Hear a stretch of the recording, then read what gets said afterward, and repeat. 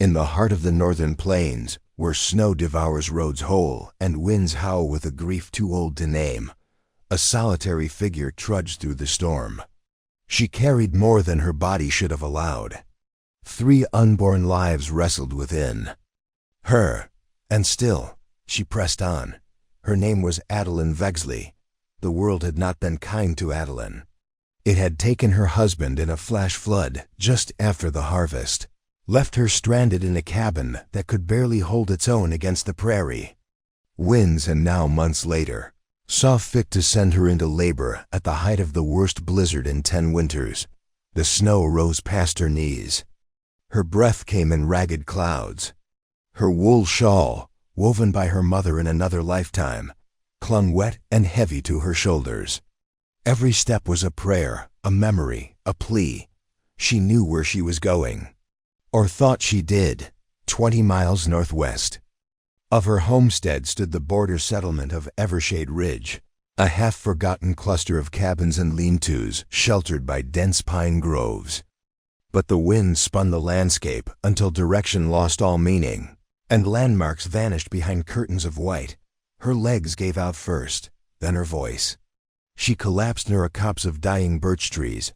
Unable to scream any longer, the pain came. In waves, her children were coming, ready or not. And that was when she saw him, a silhouette. He stood still, so still barely visible through the sheets of falling snow. Tall, silent, wrapped in furs that fluttered like wings.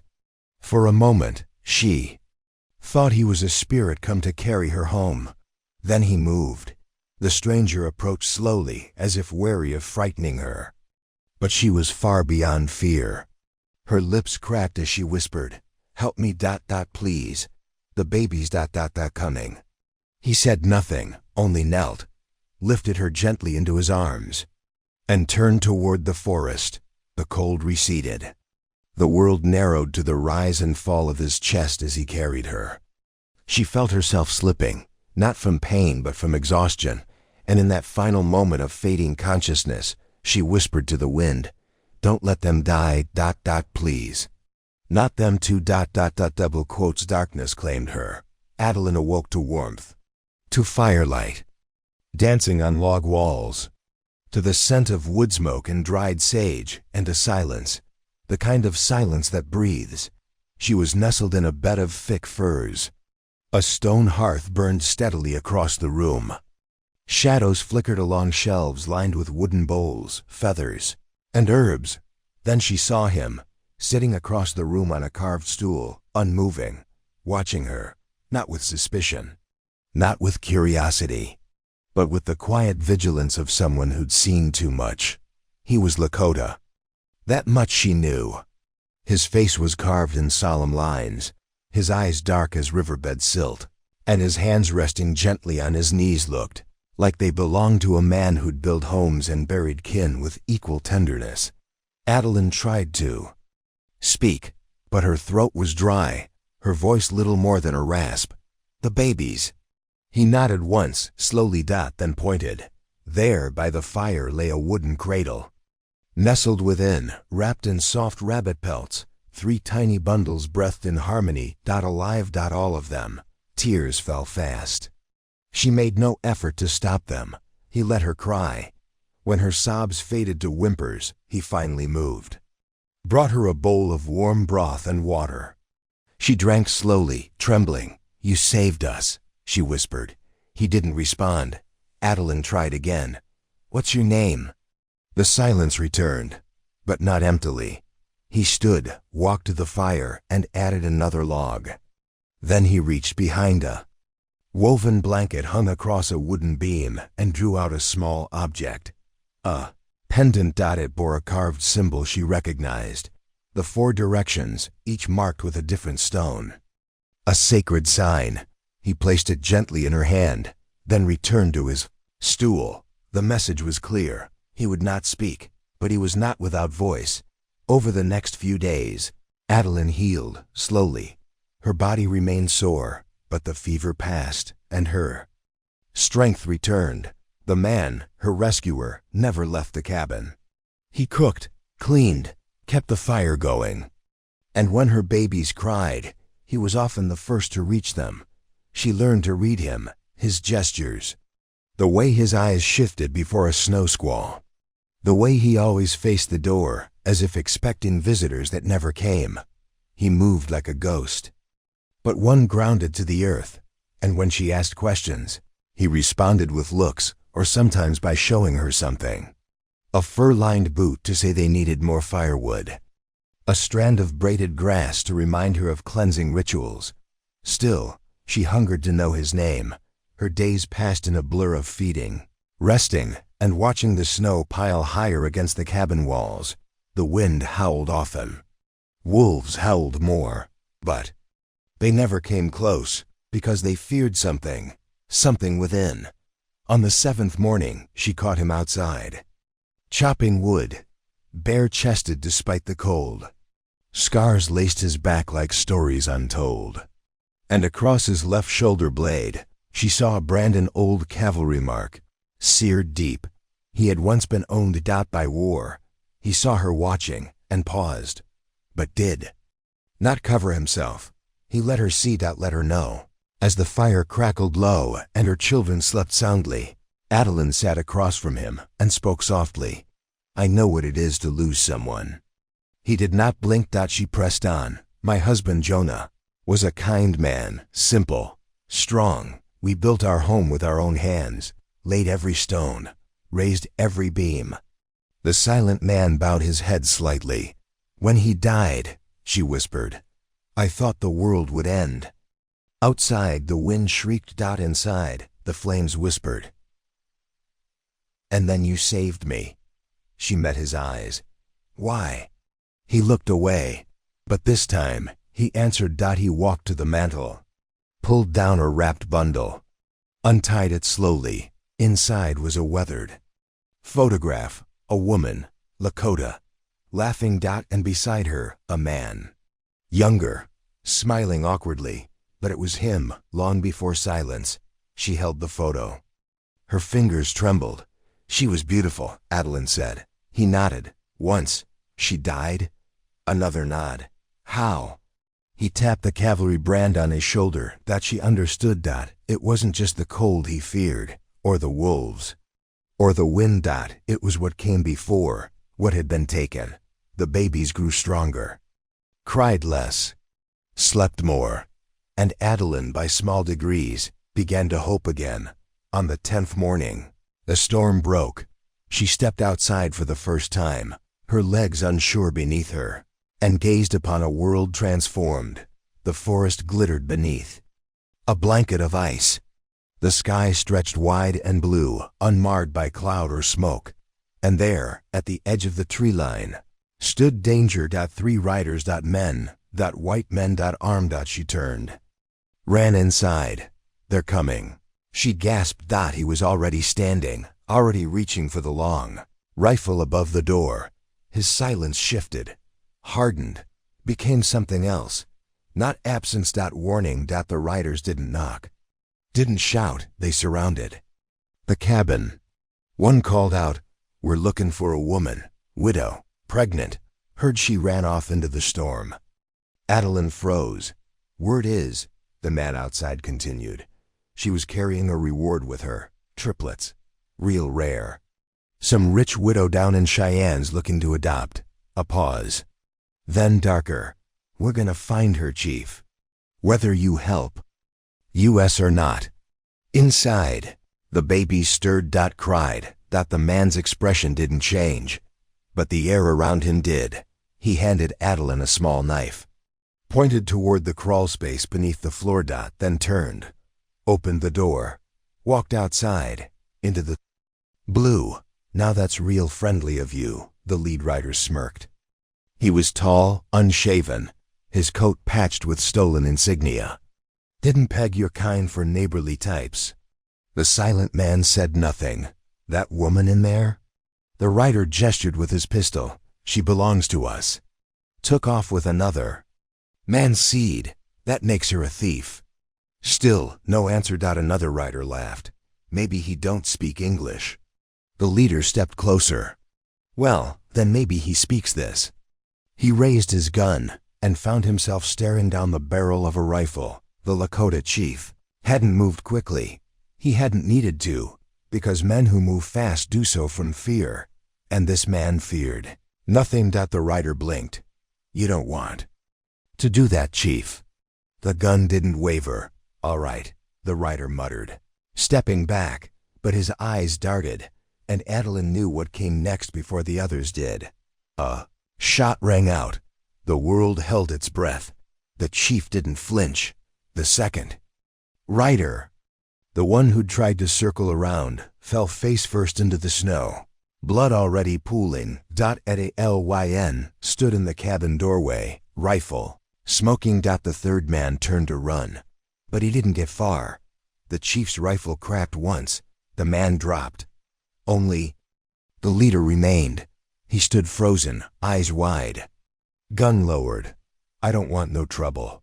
Immediately. The chief lowered his rifle, walked forward, took the man's weapon. Then turned his back. You're letting me go? The man asked. No response. Adeline stepped out beside him. Her voice was low, steady. Next time you come looking for stolen children, she said, bring better men. The rider fled, and the wind returned.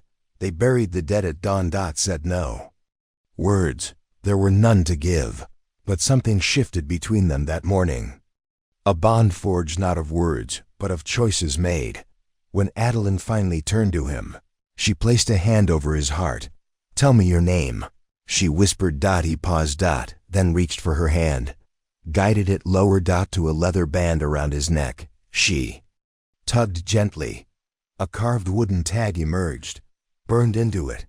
Tamakan, Windwatcher. And in that moment, as the sun broke through the clouds and her children stirred inside, Adeline Vexley understood. She had not just found shelter, she had found a guardian, and perhaps, if the winds were kind, something more. Before we jump back in, tell us where you're from. If this story moves you, please subscribe. Tomorrow, I have a special story for you. The morning frost clung to the earth in silver patches, and though the blizzard had passed, the cold had not relented. Adeline moved slowly, her body still recovering, her steps light and calculated as she carried a pail to the creek behind Tamakan's cabin. He had shown her the path 2 days ago, pointing silently between the narrow birch trees, then walking with her in a companionable silence that spoke louder than most conversations she'd known. The twins had woken early, fussing with hunger and soft whimpers, while the third, the smallest, slept as if he'd never known the cold world he'd been born into. She called him Jonas, after her husband. The other two she hadn't yet named. It didn't feel right to decide alone. Not when the man who had saved them shared so much of their breath, their safety. When she returned with the water, Tamakan was mending a trapline near the fence he'd constructed around the perimeter. His knife glinted in the morning sun, precise, in motion, unhurried. She watched from a distance, noting again the fluid grace in his silence. There was strength in it. Not stillness from fear, but control. A kind of internal music that dictated every motion. He looked up as she approached and nodded once, his way of greeting. She held up the bucket in triumph and received the smallest of smiles in return. It warmed her far more than the fire ever could. Inside, the fire still burned, and the scent of cedarwood lingered from the logs he'd split the night before. The cabin was modest, but it was clean, built by a man who cared about his surroundings. No idle clutter. Everything had purpose. She had not once seen him waste a movement. She warmed the water, prepared cloth for washing the children, and began the careful work of tending to them. It was strange how something so small could tether her to life. Each breath they took became sacred. Each cry a reminder of survival. Tamakan entered behind her, brushing snow from his coat. He knelt wordlessly by the fire and laid out the morning. Catch 2 hares and what looked to be a small grouse. She glanced over her shoulder and raised an eyebrow. You always feed a whole family by noon? He shrugged. She imagined he could, if he wanted.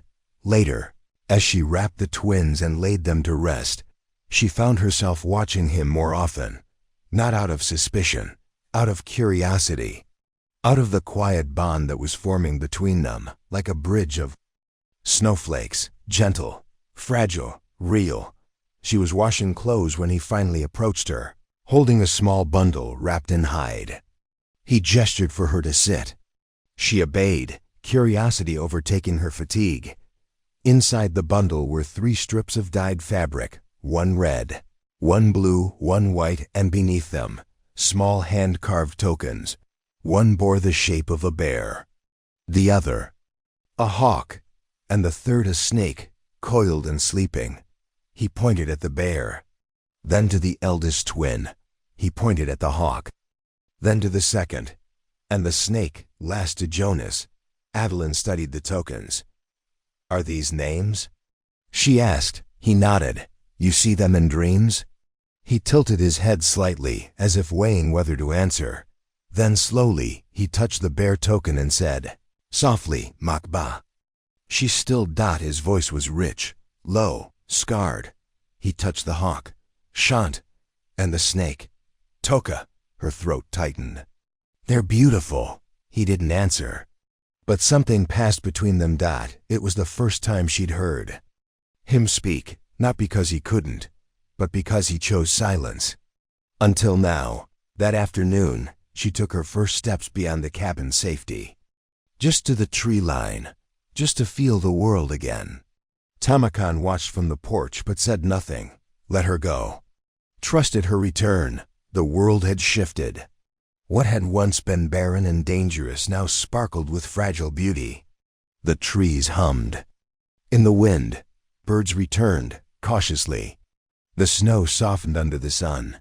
She found herself kneeling by a tree, whispering a prayer she didn't remember learning. Maybe it was passed from her mother. Maybe it was born in that storm when her children first cried. But it was hers now. On her way back, she spotted the edges of what looked like an old fire pit, long disused. Stones scattered, half buried in snow. Charred wood still visible beneath the ice. It felt ancient. She crouched and brushed away the frost. And found bones. Small, clean. Human. Not adult. Not whole. When she returned, her face was pale. Tamakan saw and followed her eyes. They stood together over the pit. "Who?" she whispered. He did not answer, but she saw it on his face. Lost. And something deeper. Regret. He knelt, gathered the bones, placed them gently in a cloth and wrapped it tight. She didn't speak. Neither did he. But that night, the fire burned higher. And she caught him at the edge of the trees, standing beneath the stars, singing a low, mournful chant, a name, a goodbye. She did not listen for long. Some songs were meant for the sky. The next morning, Adeline woke early. The sun hadn't yet risen, but the air in the cabin felt restless. Charged. She sat up, checked the babies, and found Tamakan gone. Outside, tracks led north.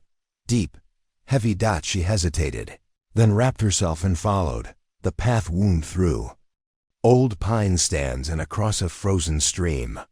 The world was waking slowly. Light creeping across the horizon. She found him kneeling near a narrow ridge, stones stacked in a cairn. The cloth bundle laid at its base. He heard her, but did not turn.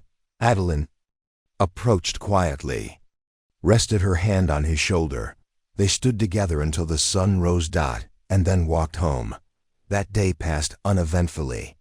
She watched the children sleep, cleaned what she could, cooked what little remained. The cabin felt thinner, like breath. After morning. Tamakan said nothing, but his eyes followed the windows. That night, just as she was about to sleep, he handed her a sheet of paper, torn, smudged, but legible. It read, "Men will return. Not just bounty, others. You and children not safe here long." She met his gaze. "You knew them?" He shook his head, then nodded. And she understood. "Not those men, but their kind." He sat and scribbled more. Asterisk asterisk, need to leave before thaw. Mountains. Safer, old route, my people. Can shelter, but must decide soon. Tracks melt, trails vanish. Wolves follow. Asterisk asterisk. She stared at the note, and the fire crackled beside them. She didn't sleep. She lay beneath the firs, eyes wide, heart hammering. Leave. Run again. With infants, through snow. But what other choice? She looked over at him, still seated by the hearth, watching the flames, not afraid. Just ready. And something in her broke, or healed. She whispered, so soft she wasn't sure he heard. We go with you. He didn't move, but a breath escaped him, a slow, steady exhale, and that was all the answer he needed. By dawn, the decision had hardened like frost on timber. The cabin, once a haven against the storm, now felt like a trap waiting to snap. The silence outside wasn't peace anymore. It was the hush before something broke. Adeline moved swiftly, braiding cloth into slings to carry the infants against her chest and hips. Tamakan had already begun preparing provisions: jerky, dried berries, flatbread wrapped in oiled hide, a sealed pouch of powdered willow bark for pain. Every movement he made was clean, practiced. She hadn't seen him sleep in 2 nights. The map he sketched on the cabin wall with charcoal showed peaks and ravines she couldn't begin to name. A spiderweb of forgotten trails. He tapped one line in particular, circled with a crude X. She pointed. That's where we go? He nodded, then scrawled 2 words beneath the line. Ghost path. She said nothing. She didn't need to. There was no safer road. And none more dangerous. The babies were quiet that morning, as if they sensed the air had changed. She dressed them in every layer she could muster, wrapped their small heads in woven caps, kissed their cheeks with lips that trembled more than she allowed. As Tamakan hoisted their packs, Adeline stepped outside to take one last look at the cabin. Her fingers brushed the doorway as she passed. A silent farewell. He waited at the tree line, and without a word, they left. The ghost path was not marked by signposts. It wound through narrow valleys, beneath crumbling rock faces, across ice-slicked bridges where rivers slept in frozen silence. The world here didn't welcome travelers. It endured them. Tamakan led without hesitation. His boots found roots hidden beneath snow. His hands tested every ledge. His ears turned toward birds before they flew. The forest spoke, and he listened. Adeline kept pace behind him, the children close, heart pounding. Every hour was a storm of doubt. Every breath fought the bite of wind. But she never asked to stop. They made camp beneath an overhang that night, shielded from the worst of the wind. Tamakan built a fire in silence. She fed the children one by one, then herself. They spoke only through glances, shared nods. When the flames dimmed and the children slept, Adeline turned toward him. Her voice cracked the silence like a twig. How far to your people? He drew in the dirt. 4 peaks. Then a 5th, much farther. 5 days. Maybe 6. If the snow held. If no one followed. She didn't ask what happened if either of those failed. On the 2nd day, the trail narrowed to a ledge above a ravine that dropped into nothing. The wind clawed at their backs like a living thing. Adeline pressed herself to the stone, one hand on the sling that held Jonas, the other braced against the rock. Tamakan crossed first, setting spikes into the frozen face and tying rope for her to follow. Halfway across, the wind screamed. Jonas stirred, and she almost slipped. Her fingers tore against stone. Her boot lost grip. She froze, weight shifting, and for a breathless moment, everything tipped. Then Tamakan was there. Not panicked. Not shouting. Just solid. He reached out one hand, held her gaze, and waited. She moved slowly, found balance, took his hand, and crossed. When they reached the other side, she collapsed to her knees, gasping. He said nothing, only handed her a strip of cloth to bind her bleeding palm. She accepted it with a shaking nod. Thanks, She whispered. He touched her shoulder once, then turned away. The third day brought signs of life, or death. Tracks in the snow. Too large for deer. Hooved, fresh. Adeline knelt beside them, brow furrowed.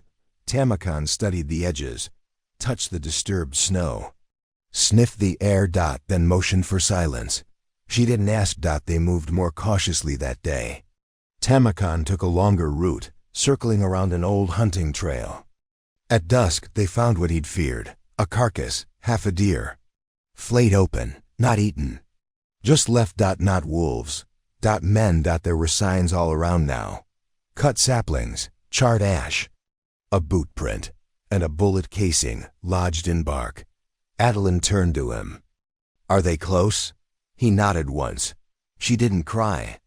Didn't panic. Just wrapped the children tighter and walked faster. That night, Tamakan did not sleep. He crouched near the fire, sharpening his knife with slow, precise motions. When the baby stirred, he was there before Adeline. Rocking, humming, almost imperceptibly. In the darkness, she watched him, the way he never showed fear, the way he seemed to carry not just them, but something heavier. She moved beside him. Did you know? She asked. He looked up. About the men. About them following. He nodded. You think they want the children? His eyes hardened. Then he tapped his chest. Then hers. Then the babies. She understood. Not just the children. All of them. A prize. A punishment. He set down the knife. Pulled. From his pouch a small charm, feather and stone bound in leather. Tied it around her wrist. What is it? She asked. His voice, soft. Protection. Her eyes welled, not from fear, but from the way he said it. As if it meant more than luck. As if it meant her life. Morning came gray and brittle. They climbed into higher country, where trees thinned and wind cut sharper. The children fussed more. Maka coughed, a small wet sound that echoed too loud. Tia Emma K paused mid-trail. Felt the child's forehead. Frowned. He opened his pouch. Mixed herbs with melted snow. Let it cool. Then gestured for her to feed it. Adeline cradled Makab and did as he asked. The child swallowed. Coughed again. Slept. He'll be okay? She asked. Tamakan stared into the trees. Listened. Then nodded. But the nod was slower. And her heart ached. By the fifth day, snow had returned. Not heavy, but thick enough to slow them. The ghost path wound narrow and steep now. The wind carried echoes. At one point, Tamakan stopped. Pressed his ear to the ground. Then stood, and ran. Adeline followed, heart slamming. They crossed a ridge and saw it. Smoke, a campfire. Close. Too close. Tamakan dropped low. Motioned for her to crouch. They crept to the edge. Through a break in the trees, they saw them, 3 men. Not the same as before, but the same kind. Rough, armed, laughing. One held a rifle. One stirred a pot. The third whittled something. His back turned. Tamakan pointed. Circle. Watch. Adeline nodded. They moved like wind. Like ghosts. Back into the snow. And the path ahead. The snow deepened as they moved westward, Tamakan leading them wide around the enemy camp. He kept low, his movements part of the land itself, and Adeline followed suit. Her muscles ached. Her fingers were numb inside her gloves. But she dared not complain. Every breath from her mouth formed a small cloud. Every crunch of her boots in the snow sounded like thunder in her ears. The children slept quietly, exhaustion and the cold lulling them into uneasy dreams. When they reached a safe hollow beneath the pines, Tamakan stopped and crouched, motioning for her to rest. Adeline gently lowered herself and the children into the snow-laden shelter, shielding them with her cloak. Then, for the first time that day, Tamakan looked at her fully. He drew a symbol in the snow, a circle with 3 dots at the center. Then, he tapped his chest. "What is it?" She whispered. He hesitated, then answered softly, "The enemy." Her breath caught. He swept a second symbol next to it, a spiral. "Us?" she guessed. He nodded. Then crossed the spiral with a line. They're hunting us. They knew the trail. Adeline drew her legs beneath her. How do they know where to look? He tapped the sky, then mimicked an eagle with his hand. She understood. Scouts.lookou, Testa, someone from the land above. A bird's eye view. They were being tracked. She cradled Nekeb against her chest. His fever had returned. His tiny lips were chapped, and his skin burned beneath her touch. Tamakan noticed. He unwrapped a leather satchel from his waist and pulled free a bundle of herbs wrapped in muslin. He handed it to her with a gesture of urgency. She broke it apart and held the pieces near the fire, letting the smoke rise into Maka's breathing space. The baby stirred, cried, then fell quiet again. Adeline closed her eyes and tried to slow the panic blooming in her chest. She thought of the cabin, the safety, the warmth. The stillness that had once felt eternal. And now they were being hunted like wolves. The sun never broke fully through the clouds that day. Just a dull light like tarnished metal. By mid-afternoon, they were on the move again. Tamakan veered east, away from the known path, cutting across old shale hills and through groves of petrified trees. By nightfall, they reached the edge of a valley carved into the earth like a wound. Smoke. More of it. Below, nestled in the shadow of the ridge, was a camp. Larger this time, 6 tents, 4 fires, horses tethered to crooked branches, and men. At least a dozen. Adeline dropped to her knees beside Tamakan. Is it them? She whispered. He watched. Still. Measured. Then nodded. But not in confirmation. In warning, they had reached an outpost. A checkpoint. There would be no easy way forward. That night, they camped high above, sheltered by a crumbling rock ledge. Tamakan paced the perimeter, placing woven charms on thin branches. Adeline watched as he murmured to the trees, brushing his fingers along the trunks. He returned to the fire and sat close to the edge of the light. Adeline touched his knee. How do we get past them? He held up 2 fingers, then pointed to himself. Alone? He nodded. You'll go alone? She repeated. He met her eyes, unblinking. Why? He didn't answer, just handed her the rifle. She stared at it. I don't know if I can. He pointed to the children. Then to her. Then to the darkness. Her breath shook. I understand. He placed a carved stone in her palm.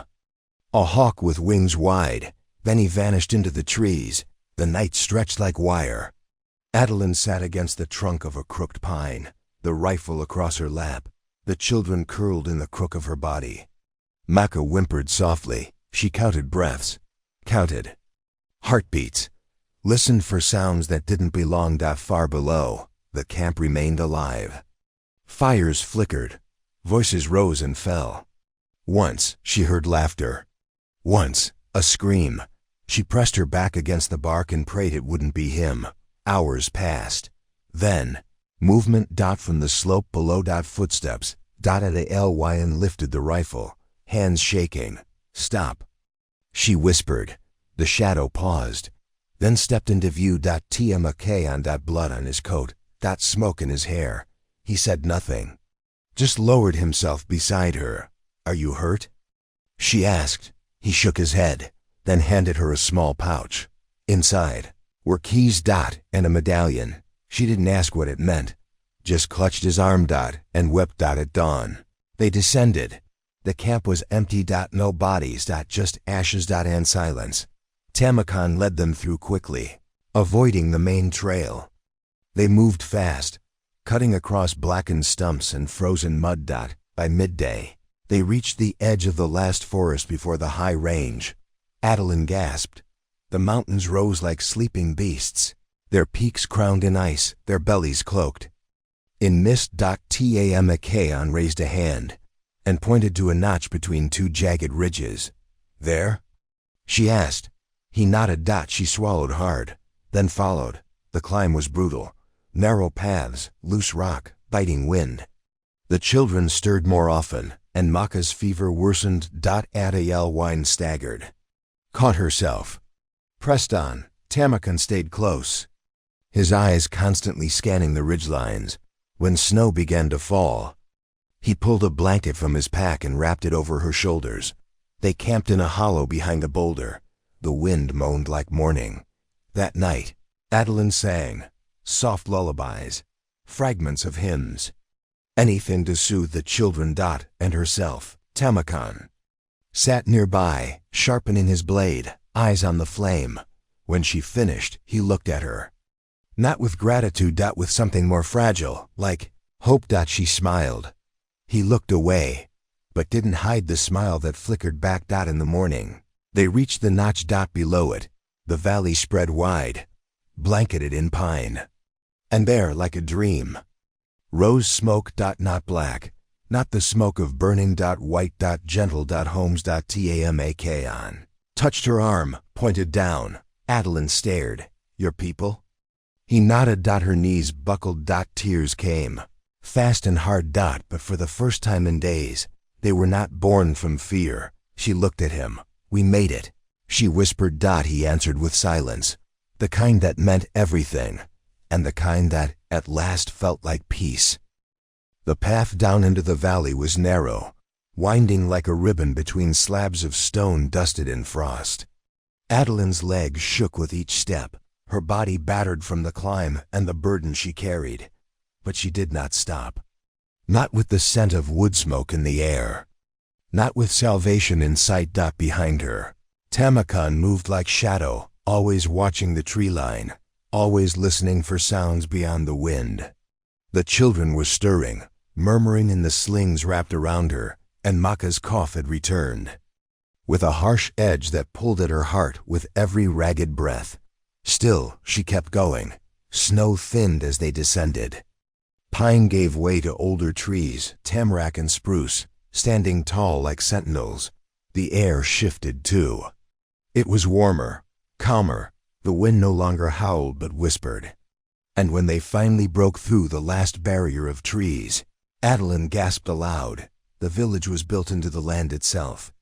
Huts carved from earth and stone, thatched roofs blending with the forest canopy. Smoke drifted from chimneys in soft plumes. Children darted between huts, chasing dogs. Elder women crouched near fire pits, stirring pots that steamed into the winter air. It wasn't large, a dozen homes maybe. But it was alive. She turned to Tamakan, her lips parting with relief. He was still watching. Not the village, the trees. Something in his posture told her the journey wasn't over yet. He motioned for her to follow. Led her not into the heart of the village, but toward a longhouse built near a bend in the frozen stream. It stood apart from the others, older, weather-worn. As they approached, the door opened.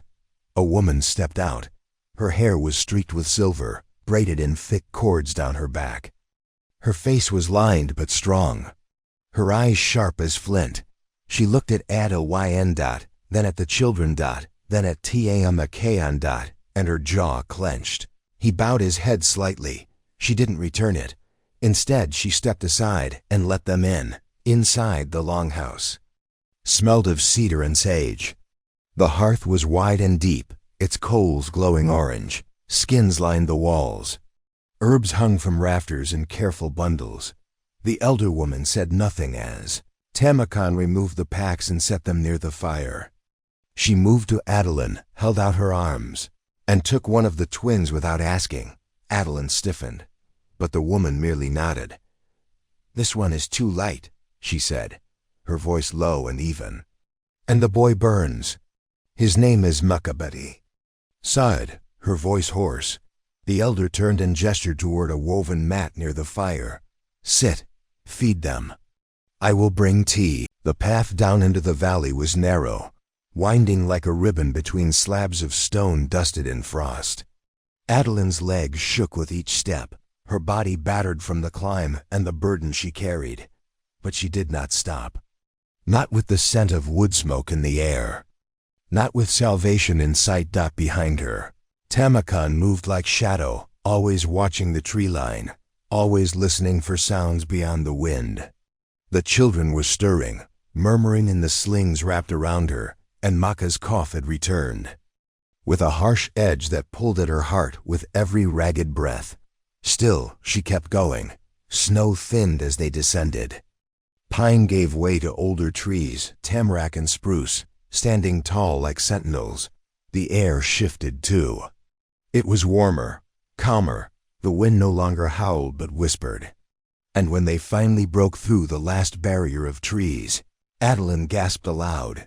The village was built into the land itself. Huts carved from earth and stone, thatched roofs blending with the forest canopy. Smoke drifted from chimneys in soft plumes. Children darted between huts, chasing dogs. Elder women crouched near fire pits, stirring pots that steamed into the winter air. It wasn't large, a dozen homes maybe. But it was alive. She turned to Tamakan, her lips parting with relief. He was still watching. Not the village, the trees. Something in his posture told her the journey wasn't over yet. He motioned for her to follow. Led her not into the heart of the village, but toward a longhouse built near a bend in the frozen stream. It stood apart from the others, older, weather-worn. As they approached, the door opened. A woman stepped out. Her hair was streaked with silver, braided in thick cords down her back. Her face was lined but strong, her eyes sharp as flint. She looked at Ada Yn, then at the children, then at Tamakan, and her jaw clenched. He bowed his head slightly. She didn't return it. Instead, she stepped aside and let them in. Inside, the longhouse smelled of cedar and sage. The hearth was wide and deep, its coals glowing orange. Skins lined the walls. Herbs hung from rafters in careful bundles. The elder woman said nothing as Tamakan removed the packs and set them near the fire. She moved to Adeline, held out her arms, and took one of the twins without asking. Adeline stiffened, but the woman merely nodded. "This one is too light," she said, her voice low and even. "And the boy burns. His name is Makabeti." Sighed, her voice hoarse. The elder turned and gestured toward a woven mat near the fire. "Sit. Feed them. I will bring tea." Tamakan disappeared into a back room. Adeline sat. Her hands shook as she adjusted the slings, unwrapped the babies, held them close. The elder returned moments later with a bowl of steaming liquid. "Drink. For strength." Adeline did. The tea was bitter, earthy. It warmed her throat, settled her belly. She exhaled for the first time in what felt like days. The woman sat beside her, not close, but near enough to watch. "You are his blood?" she asked. Adeline blinked. "No." "His wife?" "No." Pause. "His burden?" Adeline met her eyes. "His choice." The elder said nothing, but her gaze softened. "You came by the ghost path," she said after a moment. "Yes, with children, in winter, and men chasing you." Adeline nodded. "Then you are more than you seem." A long silence. Then from behind the curtain of hides, Tamakan returned, carrying something, wrapped in cloth. He placed it at the elder's feet. She stared at it, then opened it. Inside, a ring. A broken arrowhead. A feather, stained dark. The elder drew in a slow breath. "You bring back ghosts," she said. Tamakan lowered his head. "You should not have come," she added, but there was no anger in her voice, only sorrow. They stayed in the longhouse that night.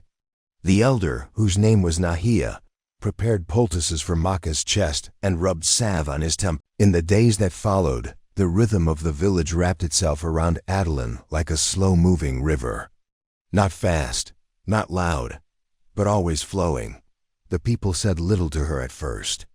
They watched from doorways, nodded in silence, and let their eyes linger a moment longer than needed. Curiosity, yes. Maybe suspicion, but no malice. Nahia visited every morning. She checked the children's breathing, touched their bellies, replaced the healing herbs, and smudged the air with sage. Her hands, though roughened by time, moved with reverence over each of the babies. When Maka's fever finally broke, it was Nahia who placed a carved owl feather beneath his bedding and whispered something. Adeline couldn't understand.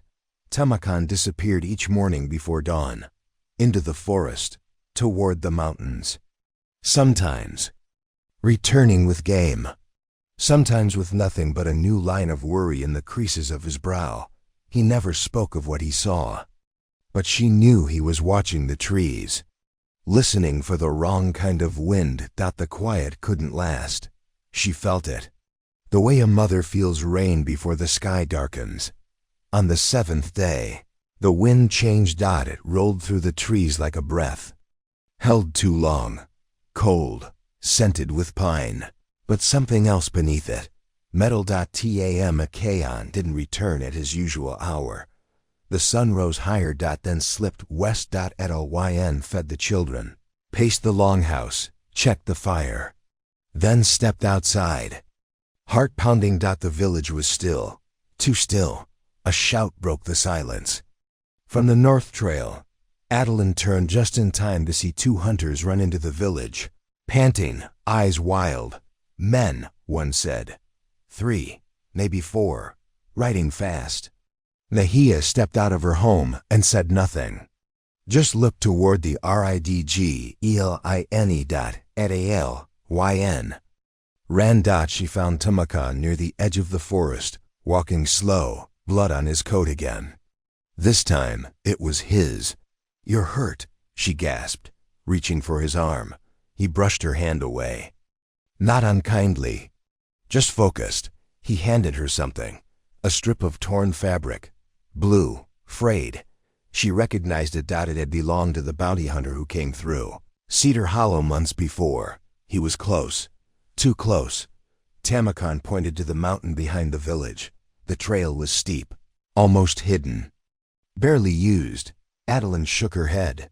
"We can't keep running. The children Macbay just recovered." He touched her cheek. Then pressed the carved hawk pendant back into her hand. "No," she said. "Not again, not alone." But he was already moving, and this time he wasn't circling. He was going to meet them. The village gathered in this central clearing. Nahia stood tall beside Adeline, her expression unreadable. "He cannot face them alone," Adeline said. "He doesn't intend." "Tio," Nahia answered. "But it must begin with him." "Why?" "Because he made a vow. And vows here are bound to blood." Adeline looked out at the forest. The children stirred behind her. The sling at her side felt heavier. She wanted to scream, to chase him, to force him back, but something in her remembered the way he moved through storms. This was his storm now. At dusk, the wind stopped, and the riders came, 3 of them, clad in dust and leather, faces half covered, guns low and loose.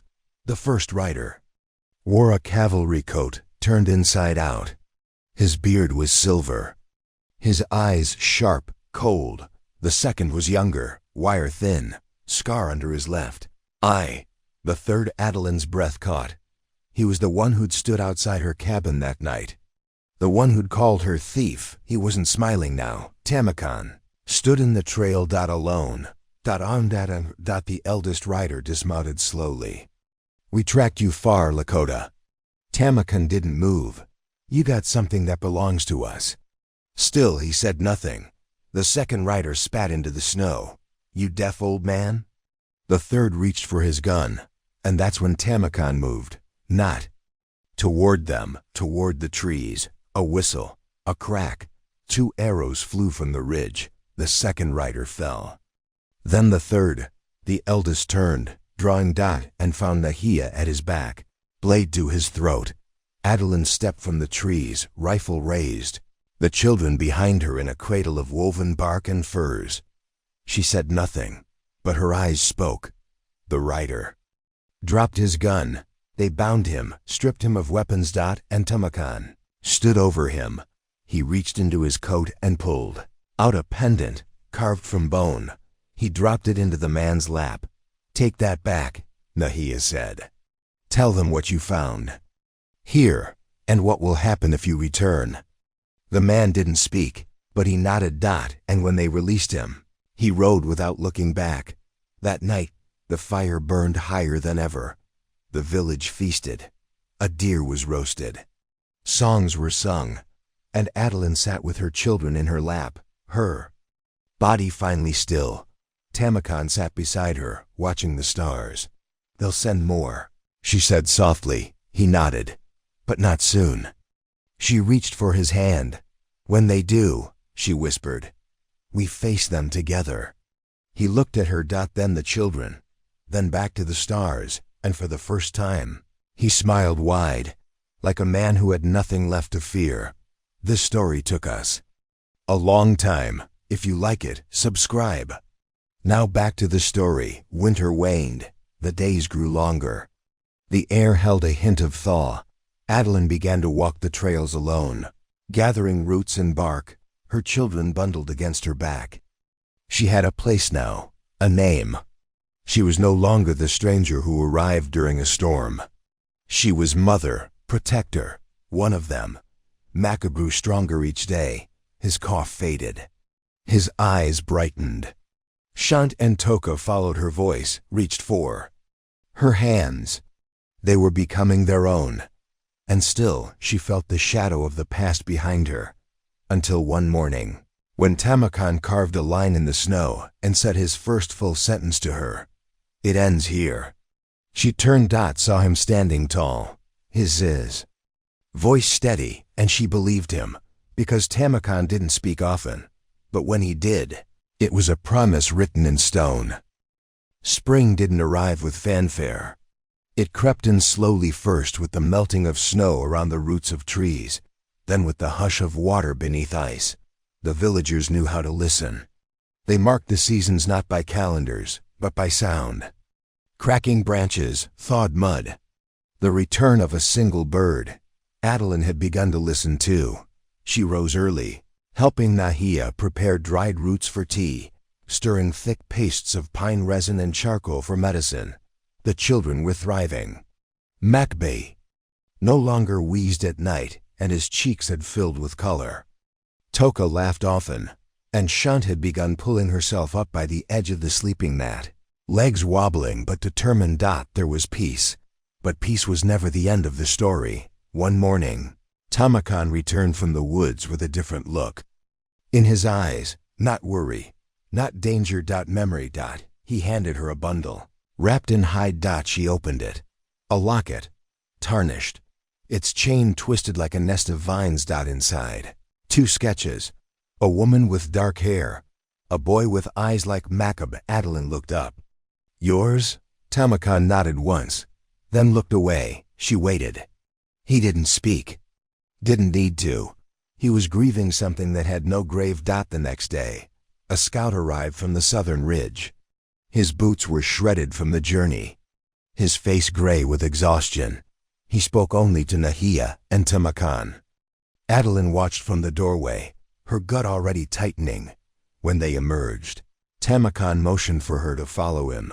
They walked to the edge of the tree line. Then he turned. "They're gathering," she said before he could. He nodded. "How many?" He raised his hand. 5 fingers, then another. Then more. She stared. 15? He shook his head. 20? He looked her in the eyes. More? She whispered. He nodded. The bounty was still active. The price on her head. On the twins. Alive. On Tamakan dead. That night, Nahia summoned the council again. The elders were older now, not in body, but in spirit. The weeks had carved shadows under their eyes. "We can no longer remain hidden," Nahia said. "The forest closes in with more footsteps than ours." "We should send her away," one elder muttered. "Let her run again." She led them here. Adeline stood. "I won't run. Not again." "You misunderstand," Nahia said calmly. "She is not a visitor. She carries our name now. And our burden." Silence settled like ash. Then Tamakan stepped forward. He unrolled a piece of cured hide, revealing a map. Not drawn in ink, but carved with charcoal and bone. Paths, caves, old hunting trails, defensive ridges. He tapped 3 points, then looked at each elder. Each one nodded. War was not new to them, only returned. The days that followed blurred. Traps were set. Lookouts placed on the ridges. Children were taught signals, 2 bird calls. For safe, 3 for danger. Adeline learned how to load a bow, how to move without leaving tracks, how to listen for breath between wind. Every night, she practiced. Tamakan never left her side, but he grew quieter. Not distant. Focused. He was preparing for something he hadn't named, but she could feel it. On the 5th morning, the lookout returned breathless. Riders, 12, maybe more, coming through the northern pass. The village moved like a single body. Huts were emptied. Children ushered into the caves above the western rise. Fires doused. Wina stood at the base of the ridge, rifle in her hands. Nahia placed her hand on Adeline's shoulder. "You have a place to hide," she said. Adeline shook her head. "Not this time," Nahia nodded. "Then stand with us." They came at dusk. Like wolves. Slow at first, watching. Then louder. Tamakan stood in the center path. The lead rider dismounted. Younger than she expected. Blonde, eager. "We don't want the village," he shouted. "Just the girl, the babies." Adeline stepped forward. "Then you'll leave with nothing." The rider laughed. "Is that so?" Tamakan raised his hand. The wind stilled. Then a bird call. 3 notes. The trees answered with arrows. The first line of riders dropped. The second hesitated. Too long. Tamakan was already among them. He moved like the cold. Precise. Unforgiving. Adalyn. Fired. Missed. Fired again. A rider screamed.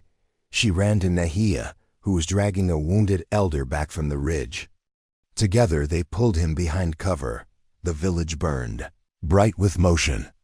Every soul fought. Not for land, but for memory. For children who deserved to know peace. When the last shot rang, only the forest moved. Smoke drifted. Bodies lay still. Adeline stood in the clearing, heart thudding. Tamakan wasn't there. She ran, over logs, through brush, into the ravine, and there, he lay slumped against a tree, his side bleeding. She fell beside him. "No," she whispered. "No, please." He opened. His eyes smiled. "Safe?" he asked. "Yes," she cried. "Because of you." He reached into his coat, pulled the hawk pendant, placed it in her hand. His fingers closed over hers. And then they did single quotes. The next morning, the sky broke open with light. They buried him beneath the tallest pine. Adalyn spoke few words, but every villager came. They sang. They wept. They remembered. And when it was done, Nahia gave Adeline a blade of her own. "You are warrior now," she said. Adeline nodded. She held her children close and looked out toward the ridge, toward the land that once tried to break her. It didn't, because he hadn't let it, and now she wouldn't either. The weeks that followed Tamakan's death were quiet, not silent. Nothing in the village was ever truly silent, but full of the kind of quiet that carried weight, like the hush of snow settling after a storm. Every footstep, every breath, every whisper held the shape of someone missing. Adeline rose early, as she always had, and tended the fire in the longhouse. She fed her children, washed their faces, wrapped them in furs before stepping out to gather water. No one stopped her now to ask if she needed help. No one followed her out of duty. She had crossed that invisible threshold between outsider and kin. She was not questioned. She was not protected. She was trusted. But trust did not ease the ache. She carried Tamakan's hawk pendant in the fold of her cloak, not for memory, but for grounding. It was smooth now, rubbed daily by her fingers, worn, warm, a piece of him that had not turned to dust. Makab had taken to toddling with fierce determination. His balance still wobbled, but his grip on Adelyn's fingers was iron. Toka mimicked. Every motion he made, sometimes faster, sometimes louder. And Shant gentle. Wide-eyed Shant watched everything. They were growing. The village had survived. But the outside world had not gone quiet. One night, a woman arrived on foot. She came from the east wearing a cloak the color of river mud. Her boots were cracked. Her left arm bent wrong. She limped into the clearing just after dusk, collapsing near the fire pit with a groan so soft it could have been mistaken for the wind. Adeline found her first. By the time Nahia reached them, Adeline was already binding the woman's arm with practiced hands. She was older than Adeline, pale, eyes too wide from too many nights without sleep. Name? Nahia asked.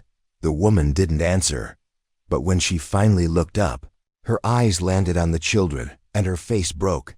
They said they died, she whispered. Adeline froze. Who? The woman pointed to the twins. Them, the town crier. Said a woman ran off with them. Said she murdered a doctor. Said she was mad. Adeline's chest tightened. She leaned in. You were from Cedar Hollow? The woman nodded slowly. Did you know the man hunting me? A pause, then, he wasn't hunting you, Adeline frowned. What do you mean? The woman coughed. A dry sound, brittle as autumn leaves. He was hunting them, the twins. The family that wanted them back. They were rich, not kind. Said the babies weren't hers. Said the midwife lied. Adeline stared at her children. Blood roared in her ears. What family? The woman looked at her. Some merchant's son. Married young. Wife died. His father wanted heirs. Said the twins were his legacy. Adeline couldn't breathe. She remembered. The woman's face, pale, crying, hands pressed to a swollen belly. Take them, she'd said. Please. That was no accident. That had been escape. Nahia called a meeting of the elders. The woman rested in the healer's tent, feverish, but alive. Her story rippled through the village like wind through pine. Adeline sat before the council, her children in her lap, her spine straight. You have a choice, Nahia said. We can send a messenger, a warning, or we can vanish again. Adeline shook her head. They'll keep looking. Then what would you have us do? Adeline met every gaze. They started this. They hunted us, took Tamakan, lied to the world. Let's make them remember who we are. The room stilled. Then, slowly, one by one, the elders nodded. Preparations began at dawn. For war. For proof, Adeline wrote letters, her hand shaky but her voice firm. She described the night the woman gave her the babies, described the bounty, the threats, the bribes, the murders. Nahia transcribed it all into cleaner script, then added the seal of their tribe. A mark not used in over 2 generations. A courier was chosen, young, fast, loyal. He would ride west to the river town, then north to the capital. Deliver the letter to the magistrate himself. If justice still existed, it would start there. Before he left, Adeline placed the hawk pendant in his hand. Why this? He asked. Because it brought me here, she said. And it will bring the truth there. The courier returned 2 weeks later, alive, with eyes wide. They read it, he said, breathless. They listened. The merchant's son was arrested. The bounty revoked. The magistrate sent word to every outpost. Your name is cleared. Adeline couldn't speak. Nahia smiled, slow and rare. Then it is finished, she said, but Adeline knew better. Stories like hers never finished. They echoed. Summer came with fireflies and thunder. Maka ran faster now, chasing goats. Toka learned to whistle. Shant never let go of her carved wooden owl, the one Tamakan had shaped for her before the last snowfall. Adiel Winan stood on the ridge each morning, looking west. And sometimes, just sometimes, she thought she saw him there. In the mist. In the way the hawk circled above. She never said his name aloud. She didn't need to. It was in the way she moved, The way she held the blade on her hip, the way her children laughed, and the way peace had a shape now, not fragile, not silent, but strong, carved into bone, etched in fire, and made to last. The first rain came soft and steady, falling like whispers onto the rooftops of the village. It soaked the earth, turned dust into clay, and filled the night with the scent of moss and old roots. Adeline stood under the eaves of the longhouse, her children bundled in a cradle of woven willow and buffalo hide behind her, watching the water bead on the tips of pine needles. It had been 3 months since the courier returned, 3 months since the magistrate's seal arrived, and yet something inside her still hadn't settled. Not fear, but anticipation. One evening, a figure arrived from the western trail. Not on horseback, not in haste. Just walking, alone, a woman, cloaked in wool, hood drawn low, boots caked with travel. Adeline met her at the gate. She didn't speak. Not at first. The stranger looked at her with tired eyes, eyes that had seen cities and courtrooms, and stories twisted into law. She reached into her satchel and handed Adeline a folded parchment. On its seal, the insignia of the royal council. "They want you to come," the woman said, "to speak, to tell them what you lived, what was done." Adeline blinked. "Why now?" "Because they listened to the first part of the truth. But people need to hear the rest, from you." Behind her, Shunt's giggle rang out. Mecca tossed a stick. Toka shrieked with joy. Adeline looked at the mountains, then down at her hands. Calloused, scarred, real. "I'll go," she said. She left the children in the village's care. Nahia pressed a satchel into her hands with roots for strength and leaves for calm. A small braid of raven feathers was tied around Adeline's wrist. "It will bring you clarity," the elder said. Adeline nodded, hugged her tightly. And walked. The capital was noise. Stone buildings rose like cliffs. The streets smelled of horses, oil, ink, and the bitter trace of ambition. Crowds moved with purpose, and the sky above them was always gray. Adeline followed the stranger through 2 archways and 3 courtyards. The council chamber rose before her like a mausoleum, large, carved, cold. She stood on the floor of its center. Men and women lined the benches above, scholars, judges, noble-born and landmarked, all staring at her like a curiosity, a living myth. One of them, a pale man with silver rings and ink-stained fingers, leaned forward. "Is it true," he asked, "that you fled with another woman's children?" Adeline took a breath. "No," she said. "I saved them." She told them everything: the birth, the mother, the promise, the running, the men who came with iron and fire, the love that protected her, the blood that was spilled. They listened. Some with open hearts, others with eyes that looked for holes, but none interrupted. When she was done, the room was silent. Then the woman who'd brought her here stood. "She is not the thief," she said. "She is the witness. She is what justice looks like when law has failed." The council murmured. Then voted. And when the hammer struck wood, the record was clear. Adeline of the Forest, cleared of all charges. The twins, named rightful kin of their birth mother, and protected under state guardianship, should she choose.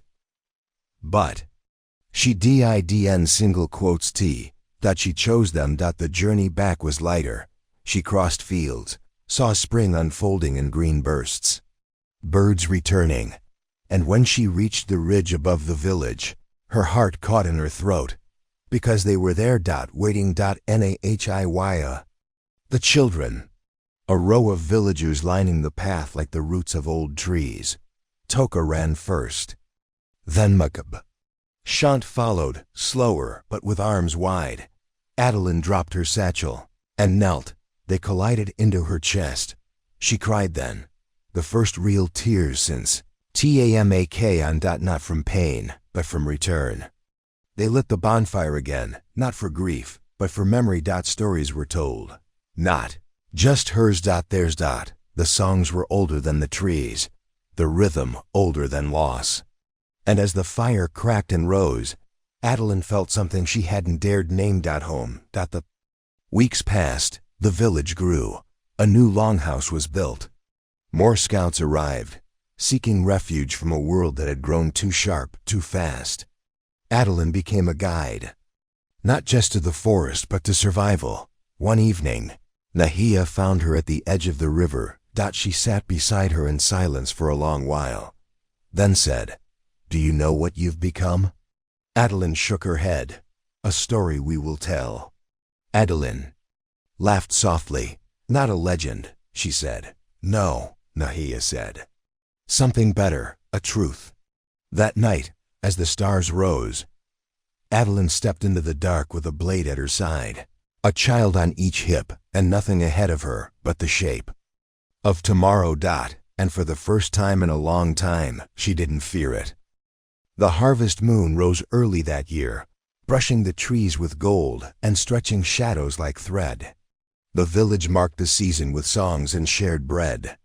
Smoke from cook fires curled into the cold evening air, and the sound of drums echoed off the distant ridges. Adeline watched from the edge of the celebration, her cloak drawn tight, children playing at her feet. Toka had mastered the wooden flute and played off-key with determined joy. Makab tried to dance and fell into fits of laughter. Shant clapped and swayed, her eyes bright in the firelight. The pain had dulled. Not gone, but no longer sharp. Tamakan's blade remained strapped to her back. Not out of grief, but duty. She was not waiting for danger anymore. She was preparing others to meet it. By autumn, travelers came more often.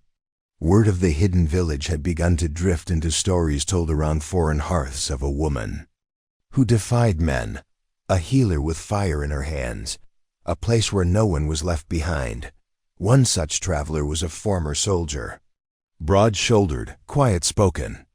He'd lost a brother in the Southern Wars and came seeking something softer than revenge. Dada was a woman, with burned scars down her arms. She didn't speak much but sang beautifully. Adeline helped them both find homes, not as guests, she said, as roots. The phrase caught on. The village called itself Rootstead. During the first frost, a small girl with a broken arm arrived in the arms of a dying mother. The woman had been hunted, branded a thief, carried her child across 2 borders and into the forest with only hope to guide her. Adeline saw herself again in that girl. She nursed the mother through her final hours, wrapped her in furs, and buried her beneath the ridge. The child Errol clung to Adeline like ivy. When asked what to do, Nahia simply said, "Raise her." So she did. That winter, the storms returned, fierce, relentless. But the people were ready. Stockpiles had been made, traps laid, every hut reinforced. The children no longer feared thunder. They raced it. One morning, Adeline climbed the northern slope with Shant on her back. From the top, she could see the horizon blurring into white. There were no fires in the distance. No riders. Only trees, sky, and time. "Safe," Shant whispered. Lyn smiled. "Yes, safe." In the deepest part of winter, Adeline woke to a dream. Tamakan, standing beneath a tree, snow in his hair. He didn't speak, just looked at her. Proud. When she woke, she found a hawk feather on her mat. No one claimed it. She braided it into her daughter's hair. Spring brought wildflowers, and with them, a letter, delivered by hand, from the same woman who had once led her to the capital. She had returned, not with summons or fear, but with an offer. "They want you to teach," she said. "Not just stories, but strength, for others like you, to help them rise from what broke them." Adeline sat in silence, then asked, "Would I have to leave?" The woman shook her head. "No, they will come to you." And they did. The school was not a building at first. Just circles around fire. Lessons in hunting, in healing, in endurance. Adeline taught more than skills. She taught silence, observation, the art of stillness. how to sense a lie before it lands, how to carry grief without drowning in it. Her students called her sister, then they called her guide, then they stopped naming her, because she became something else. A place, a language, a route. Years passed like leaves. Che grew tall. Mek grew strong. Toka learned to craft bone flutes that sounded like birds. Errol, the orphan girl, began collecting stories from travelers and writing them on bark with charcoal. One of those stories was Adeline's. She never read it. She didn't need to. The final scene, if there was one, came quietly. No fanfare. No violence. Just a dusk where Adeline sat alone at the river's edge. Her reflection older but no less steady. She held no sword, only a cup of warm root tea. And in the trees above her, a hawk circled once, then vanished. She smiled, and the sky, as if recognizing her, turned gold again. Another day. Another breath, and a story still unfolding. Spring matured into early summer, and Rootstead pulsed with life. The river flowed faster, swollen by snowmelt from the higher ridges, and children played at its edge with shrieks and splashes. Wild berries returned to the slopes. The trees grew heavier with the rustle of small creatures.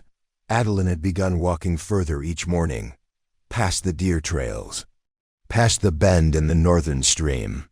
She followed paths not charted on any map, the old kind, the kind shaped by animals and memory. Her steps were quiet, but her thoughts weren't. She was aging. Not fast, but truthfully. Her hands had more stiffness in the mornings. Her breath took longer to settle after long climbs. The blade on her hip remained sharp, but she no longer reached for it without reason. There was no need. Peace had held for nearly 7 winters. Still, every night, she looked toward the stars and asked herself the same thing. What more must I become? A messenger came in the heat of high sun. A young woman, sweat lining her temples, breath fast but eyes focused. She brought no letter, only words. There's a gathering to the south, near Ironwood, 12 settlements. They seek a speaker, one who's lived beyond the borders, one who didn't fall when hunted. Nahia had already heard of it. She stood beside Adeline when the girl finished. She's not a figure for ceremony, Nahia said. Alyn surprised them both. I'll go. Ironwood was vast. Not like the capital, but dense with new people, settlers who'd found common ground among roots and ruin. Tents lined the fields. Smoke from meals curled into the evening air, and laughter rose like songs passed hand to hand. Adeline walked through the encampment quietly, Shant and Ariel at her sides. They'd insisted on coming. Toka and Makab had stayed to help build irrigation lines back home. She missed them already. The gathering hall was a wide structure of canvas and oak beams, filled with travelers, elders, and curious eyes. Adeline didn't speak from a stage. She sat on the floor, legs crossed, and waited. One by one, the others joined her, and when silence settled, she began, not with her escape, not with her pain, but with a question. Who here has been hunted for simply living? Dozens raised their hands. Then you understand. My story isn't rare, but surviving it was. She told them everything. And for the first time, she added something new. Peace isn't what I sought. It's what I built, one stone at a time, one soul at a time. When she finished, no one clapped. They simply bowed their heads. Afterward, she met with leaders from the outer forests. Some had heard whispers of Rootstead. Others had followed survivors who'd fled to it. We want to build what you have, one said. Can it be taught? Adeline answered softly. Not taught, shared. So she began writing again.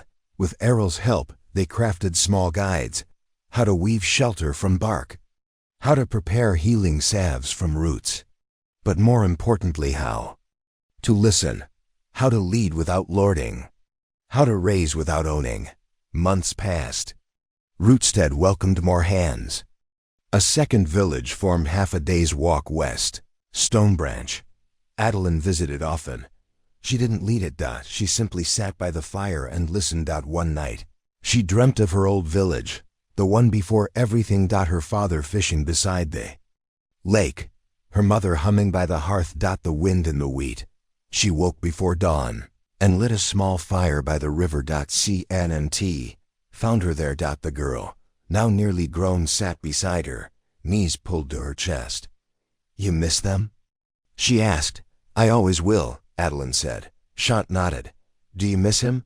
Adeline didn't answer at first. Then, every breath, the trees changed again, golden, then bare. Winter returned slow this time, creeping like old memory.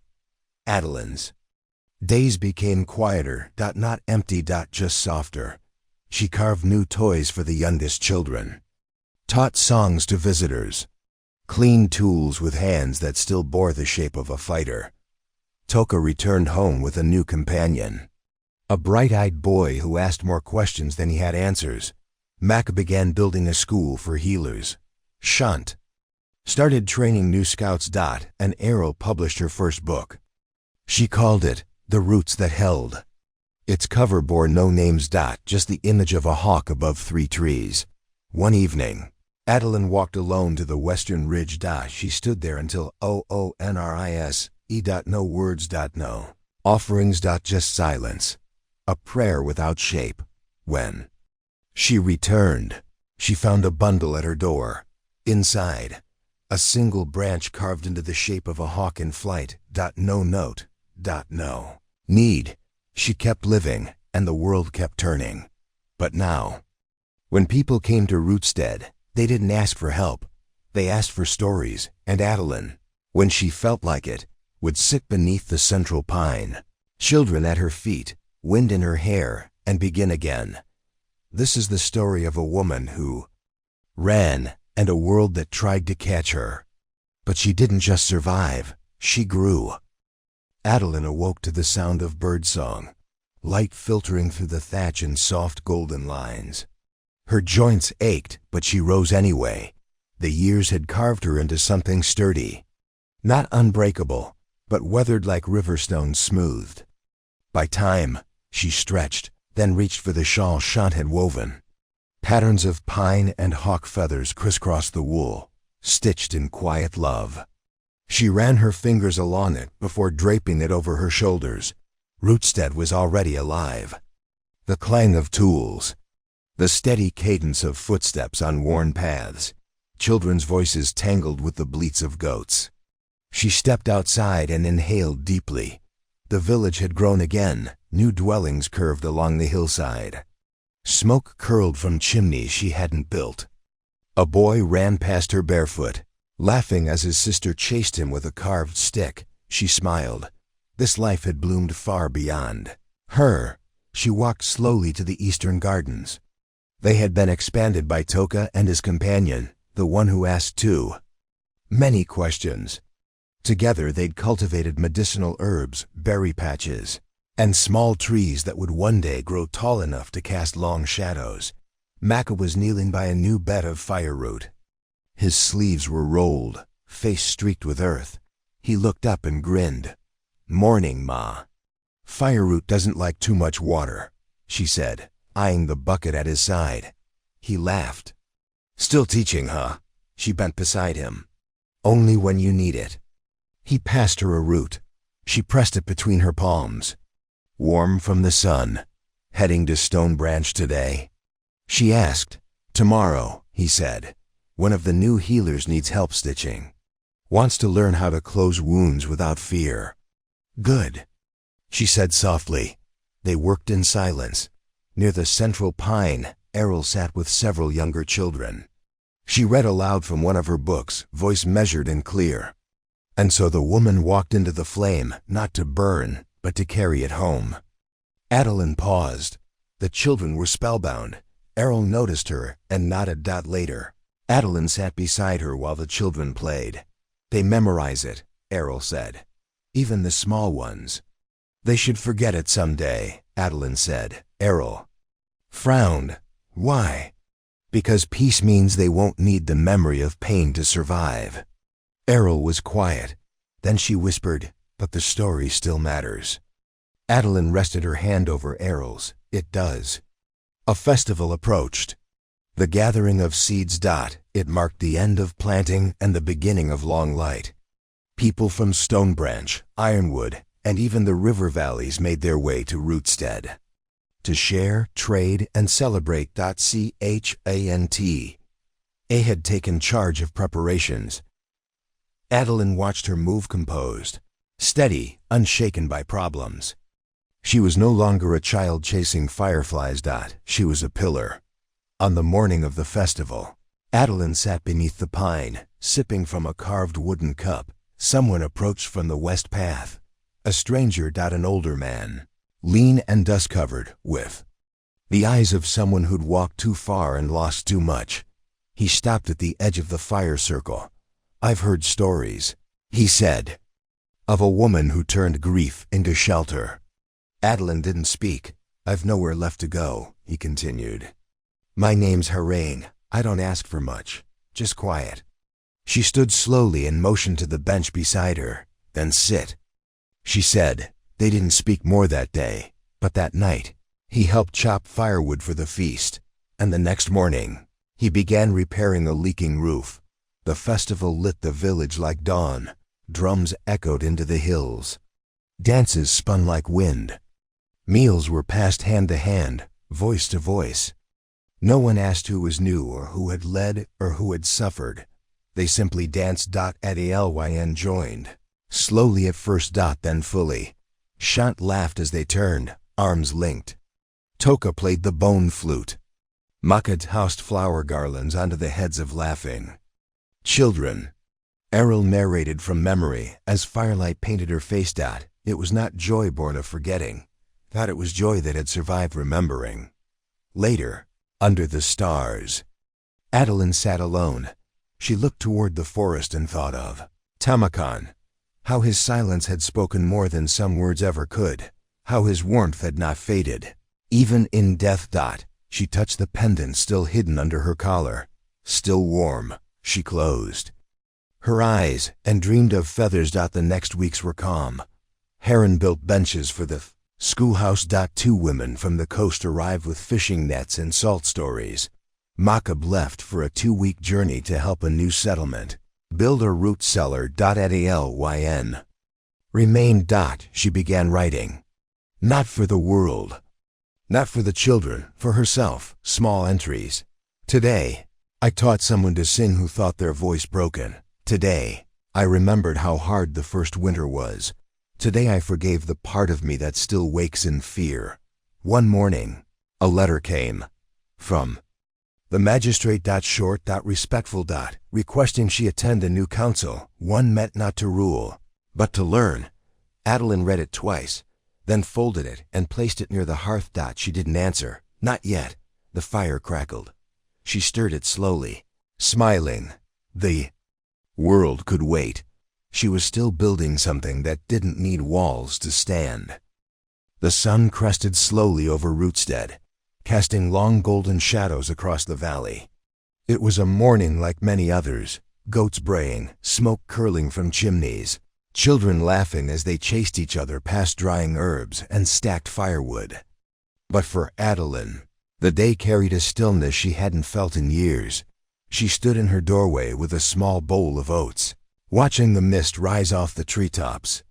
In her hand, the letter from the magistrate was folded and soft at the edges now. Thumbed through without answer, she had made a decision. In the gathering circle, the village council sat waiting. Shanta, now respected as one of Rootstead's key. Voices nodded as Adeline stepped forward.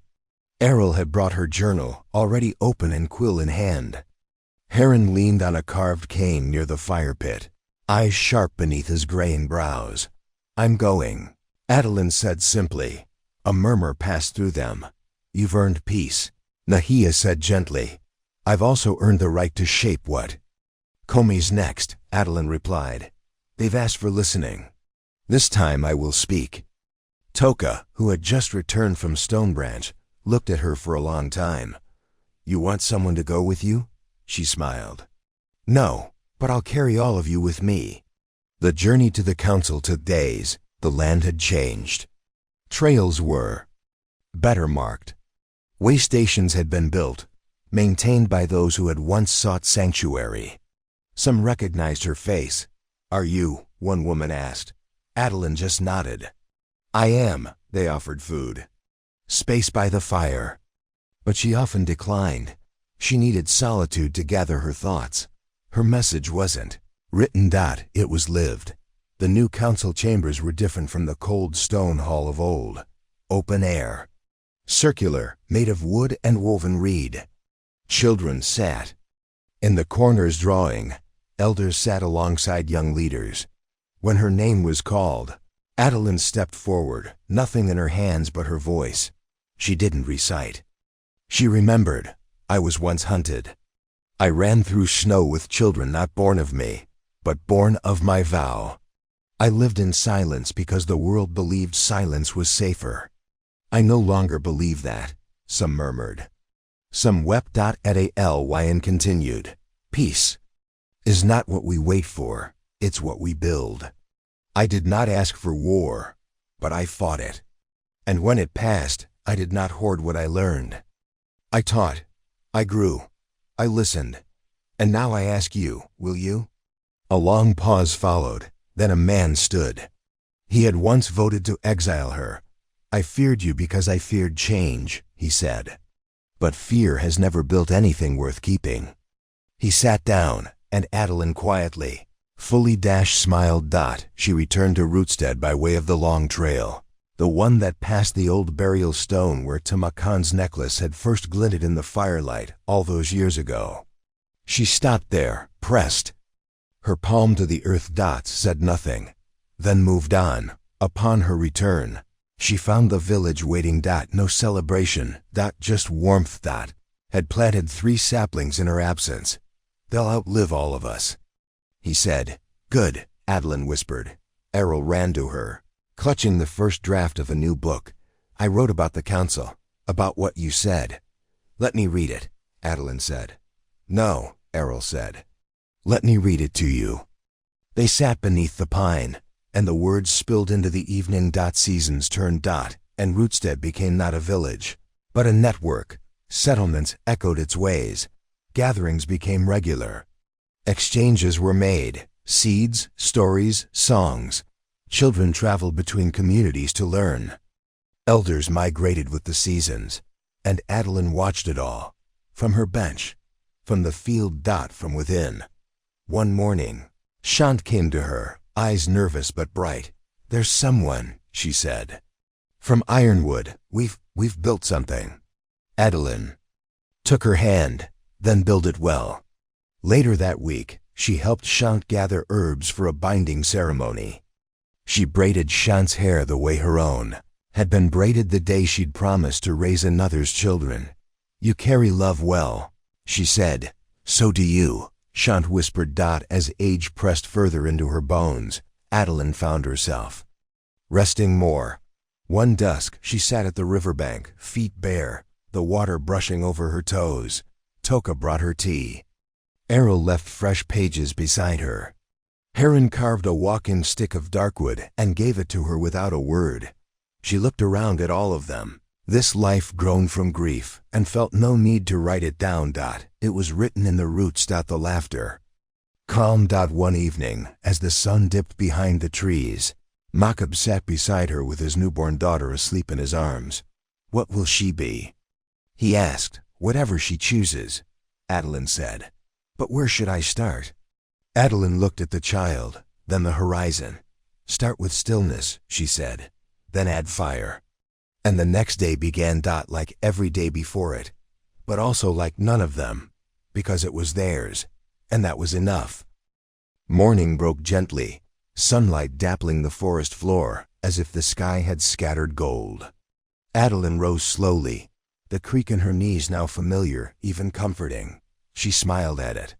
The body wore its years honestly, every ache a memory, every scar a sentence. She wrapped herself in the shawl Shant had given her seasons ago and stepped outside. Rootstead moved in quiet harmony. No rush, no panic, only purpose. The kind that grew like moss, quietly, steadily everywhere. The first sound she heard was laughter. Children were gathered around Errol, who held a set of hand-drawn cards. She was teaching them a game from the coast. Shant supervised with a warm hand on a toddler's shoulder. Toka sat carving a new set of tools while humming one of Tamakan's old work songs. Adeline stood a long time, just watching. This was the proof. That afternoon, she walked the garden rows beside Heron. He leaned on his cane, offering commentary like a grumpy scholar. "You planted the sage too close to the lavender," he muttered. "They like the company," Adeline replied. He grunted. "Maybe, but they'll fight for root space." "I did too, once," she said. "Sometimes fighting means growing stronger." He gave her a sidelong look. "You still speak like a story." "Because we are one." They stopped at a small bench beneath a flowering tree. The petals drifted down like whispers. "You ever think about leaving?" he asked. "No," she said, and it was true. She had gone far. She had spoken, taught, carried her truth across ridges and rivers. But this place, this soil, was her breath now. Letters continued to arrive, from councils, from new settlements, from scholars writing books about the widow of the North. Adeline answered only some. Errol handled most of them, writing with grace and precision, translating experience into clarity. But one day, a letter came not from a government or a stranger, but from a woman named Sarah. "I knew Tamakan," it read. "Long ago. We fought in the same skirmish when we were barely more than children. He spoke of you once, near the end. He said your name like it was a promise." Adeline's hands trembled. She read the letter 3 times, then tucked it away into the hollow of a cedar tree outside her home. Some stories didn't need answers. Shant's ceremony came on a warm night. The village gathered around a fire ringed with flowers. Songs were sung, garlands braided. A quiet oath spoken between her and her partner under the boughs of the oldest pine. Adeline watched with tears she didn't hide. It was not grief. It was the feeling of full circles.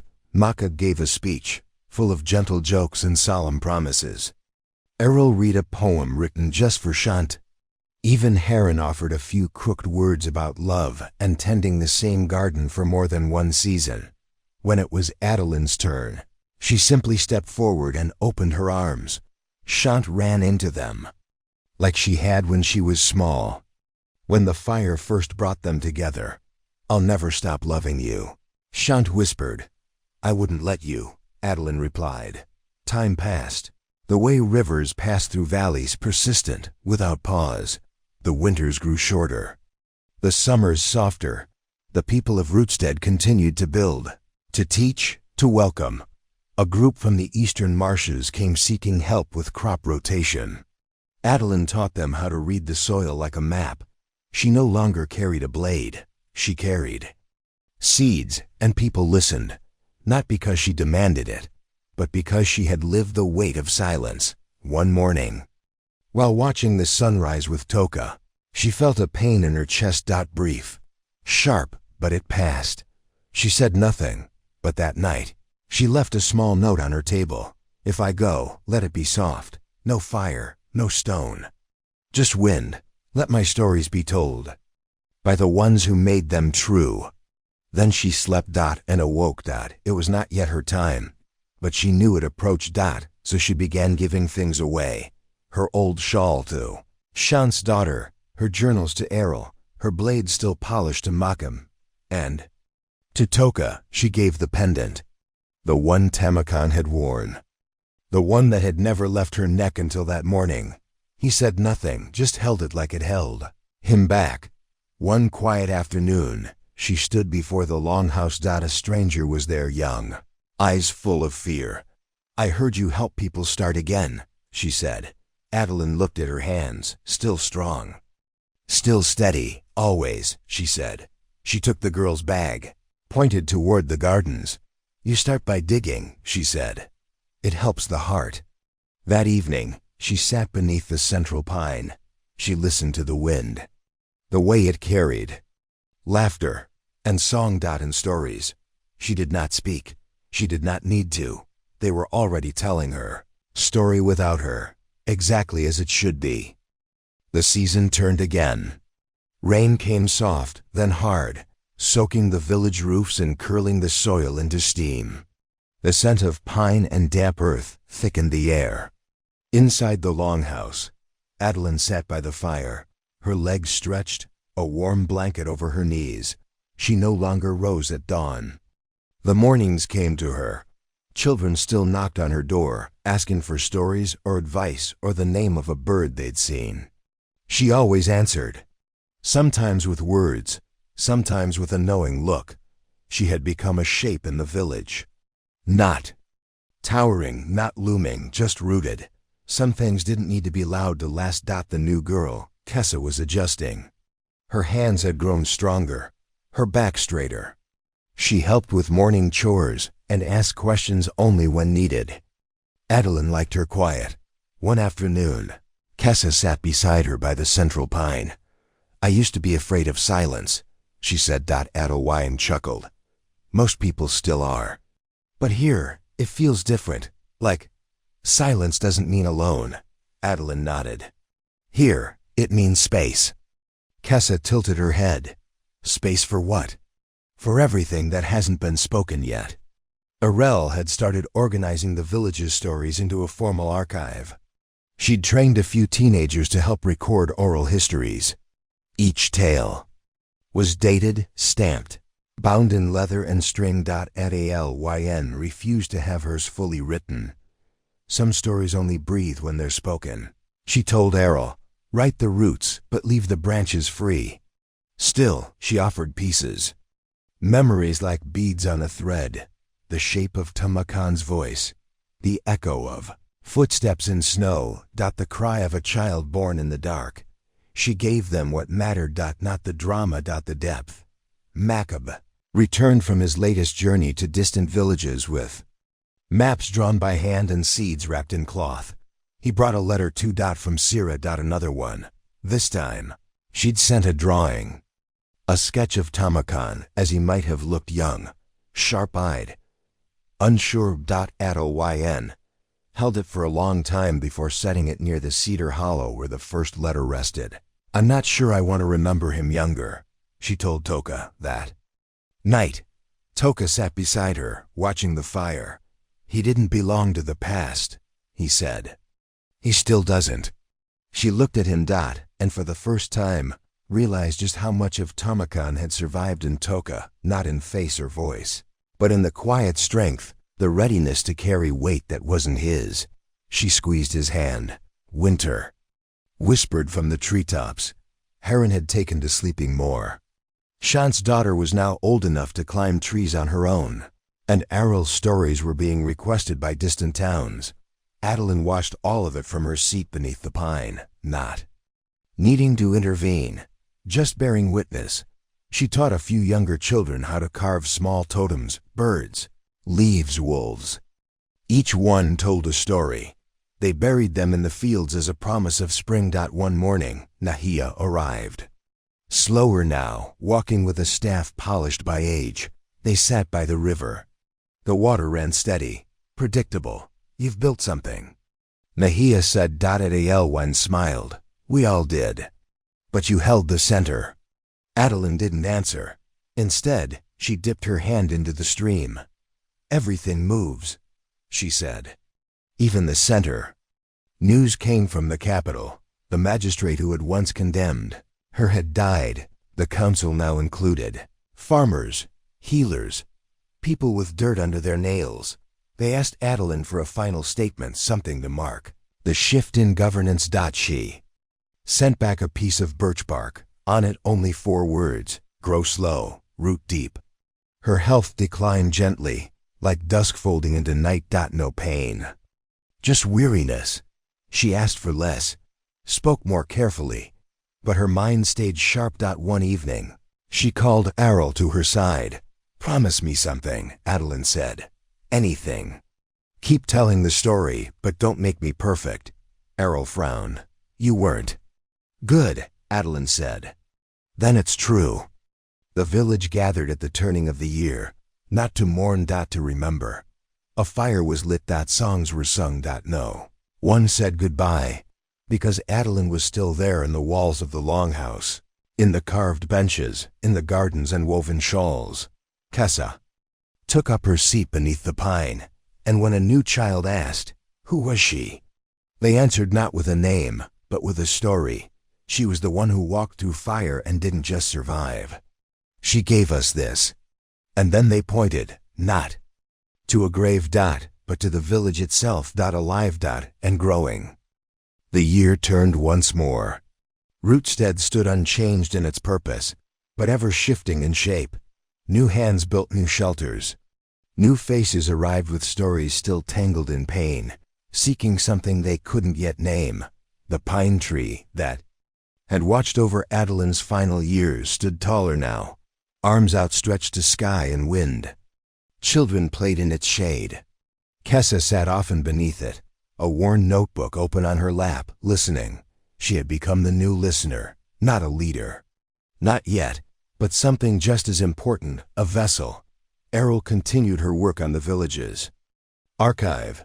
The project had grown, stretching into 3 longhouses, each dedicated to a different era. She named them not by date, but by season. The long winter, the first bloom, the age of fire, and now, the turning. It was under this title that she began gathering stories about the time after Adeline, when Rootstead no longer leaned on one voice, but many. When survival gave way to shaping. Makov had taken his family further west, helping to form a sister settlement known as Greenglade. He sent regular messages by courier, bundles of seeds, scrawled maps, and letters written on leaves cured in oil. His daughter's name was Agia. She walks like you, he wrote once. Quiet, but sure. Toka remained. Now older, his hands stiff with use, he had become the builder of beginnings. Every new home in Rootstead bore some small mark of his carving. A knot, a perfectly placed window. He kept Tamakon's pendant wrapped in cloth by his bedside. Never worn. Just remembered. One spring morning, Shant's daughter returned from a foraging trip with something strange, an old knife, rusted nearly beyond recognition. We found it buried near the southern ridge, she said, under a broken circle of stones. Kessa examined it.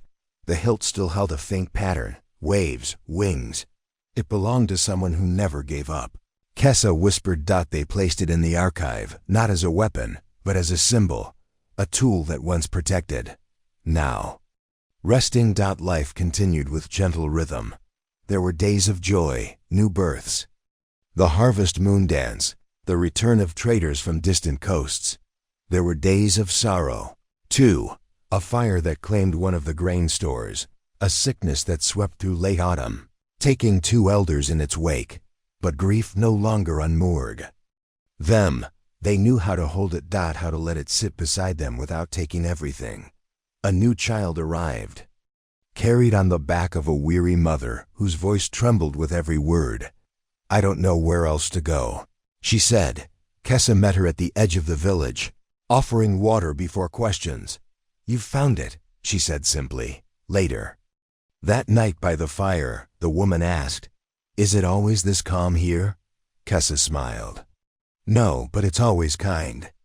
The village no longer remembered Adeline in moments of silence. They remembered her in motion. A basket passed down. A lullaby whispered. A stone placed on a child's first home. The echoes were not exact, but they were honest. Years passed, and Rootstead became something even Adeline might not have imagined. Not just a refuge. Not just a story, a way, a pattern of living. One where strength came not from dominance, but from depth. Where healing was not a process, but a culture. Where the past was not erased, but reshaped like old iron made into farming tools. One day, Kessa stood before the gathered village. She had never done this before, but the wind had changed. She felt it. Adeline once told me, she began, that silence means space. And in that space, we've built something rare. Now I think it's time to share it wider. A few murmurs, Toka nodded. Te smiled. Not just stories, Kessa continued. Methods, gardens, ways of listening, of grieving, of becoming.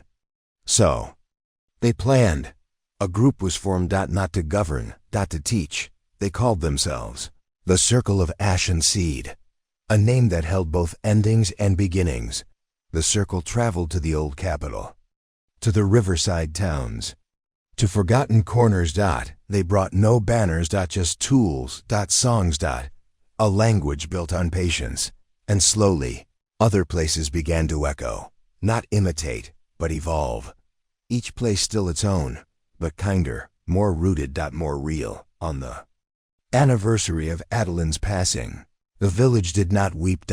They walked. Each person took a single item that reminded them of her, an herb, a carving, a seed, and placed it at the foot of the pine. And then they told stories. Laughter rose. Few tears. But mostly life. Kessa sat beneath the pine long after the others had gone. She ran her hand over the old grain of the bench, then opened her notebook. Her handwriting was slow, careful. This is not the end of the story, she wrote, because stories like hers don't end. They take root in others. And from there, they bloom. She closed the book, looked at the stars, and knew they were watching. Not from above. But from within. From every healed hand. Every seed planted. Every quiet morning where someone decided to stay. The rain came that night, not in sheets or fury, but with a rhythm like breath. Soft, present. Kessa stood under the overhang of the longhouse, watching droplets ripple across the stone path. Behind her, the quiet hum of sleeping children and crackling hearths painted the evening in warmth. She wasn't alone. Toka emerged from the darkness, holding a basket of firewood. He set it beside the door, his joints stiff with the labor of years. You remember the night she first came here? He asked. Kessa didn't answer right away. Not with my eyes. But I remember the shape of it. Toka smiled. Good answer. They stood in silence as the rain stitched lines across the air. The next morning, Kessa walked the trail to the eastern ridge. It had become her ritual, a moment of stillness before the pulse of the village stirred. From this height, Rootstead looked like a living thing. Gardens like veins, longhouses like ribs, children darting through the mist like sparks. She knelt at a small cairn near the edge of the cliff, a pile of 7 stones, one for each of the elders who had shaped Rootstead in its rebirth. She whispered their names. Then stood. In the center of the village, plans were forming. A new gathering space, larger than the last. Built from splitwood and clay, it would serve as both school and hearth, a place for debate, celebration, mourning, and learning. Kessa led the design team, though she never called herself a leader. Guide, maybe, she told Errol, but not more than that. Arail, now gray at the temples, raised a brow. If your voice draws others into their own, then maybe that's exactly what a leader is. Kessa only smiled. She didn't believe in hierarchy. Only in gravity, the kind that pulled people toward purpose. News came from Greenglade. Makab had passed. His daughter sent a woven sash with the courier, dyed in the same pattern as Adeline's. Old shawl. For you, the note read. Because he said you'd understand. Kessa did. She wore it for the next turning moon, not as grief. As gratitude. One night, a child asked during Story Circle, why do we still talk about her if she's gone? Kessa leaned forward. Because stories aren't about keeping someone alive. They're about making sure we remember how to live. The child thought on this, then asked, are there stories about you? Kessa laughed. Maybe, but I like being part of hers better. A new family arrived that summer. They came from a mining town long since dried of its wealth. Hollowed faces, quiet voices. One boy clung to a toy he wouldn't let go, even in sleep. Kessa took them in. No questions. No ceremony. She led them to a home by the stream and gave the boy a carved bird from her pouch. It's meant to carry your bad dreams away. she said. He held it tight. That night, for the first time in weeks, he slept at the new gathering house. Rose fast. Everyone contributed, some with hands, others with tools, some with laughter that kept the pace from feeling heavy. Errol inscribed words along its entry arch. What we build is not just shelter, but memory. Children traced the letters with their fingers. One of them asked what they meant. Errol smiled. It means that everything matters, even the smallest part. Shant's daughter gave birth in early autumn. She named the child Ellen, not after anyone, but because it sounded like something that could stand on its own. The village welcomed her with song, not silence, not caution. Joy.kess, began writing less, not out of neglect, but because more people had taken up the task. A boy named Ryan started composing poems about the wind. A girl called Mina had begun collecting songs from elders who rarely spoke. Even the traders who passed through had started leaving behind scraps, recipes, prayers, small talis scrawled on fabric. The archive grew not in height, but in heartbeat. One evening, Kessa sat alone beneath the pine. She opened her notebook and added just one line. They've started to tell the story without me. She closed it. Felt no sadness. Only continuation. Another letter came from the coastal marshlands. They had adopted Rootstead's farming methods and rituals. They requested a visit from someone who could teach deeper. Kessa hesitated. It had been years since she'd left. Toka, now almost fully retired, noticed her worry. You don't leave because something's wrong, he said. You leave so others can start their own right. She took 3 days to think. On the 4th, she packed a bag, left her bench beneath the pine, and walked. She traveled light. She brought no grand proclamations. Just stories. And seeds. And when she arrived, she found people not lost, but waiting for permission to begin. She gave it, gently. Through presents, and the fire was lit again. Months later, when she returned, the village didn't welcome her back with fanfare. They simply made space. The children made room on the bench. Errol set tea beside her without a word, and Ellen toddled over, placing a smooth stone in her palm. No inscription. Just a gesture. Kessa smiled. Some stories didn't need ink. They needed living. And Rootstead still lived. The frost came earlier than expected. Not bitter or cruel, but clear edges of leaves tipped in white, rooftops kissed with morning silver. Rootstead stirred slower these days, breath pluming from mouths like smoke from chimneys, but no one complained. Winter was not feared here. It was embraced. Kessa walked the inner paths wrapped in her long cloak, Ellen's hand snug in hers. The girl had grown taller, steadier on her feet, questions bubbling behind every curious look. Why does the frost come even when the sun is out? Because the earth remembers things the sky forgets, Kessa answered softly. Ellen seemed satisfied. Inside the archive house, Errol sat surrounded by scrolls and parchment, her fingers ink-smudged and slow. The years had drawn lines across her face like rivers across a map, but her eyes were bright. Kessa brought tea. They sent another song, Errol said, from the coastal children. It's about frogs and floods, she laughed. They're rewriting the rhythm. Kessa poured the tea and sat down beside her. They should. It's theirs now, Errol nodded. Still, I miss your handwriting. Kessa reached over and gently squeezed her hand. It's in the margins, always.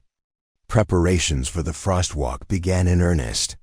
It was an old tradition now, barely remembered by the youngest, but deeply rooted for those who still recalled Adeline's voice.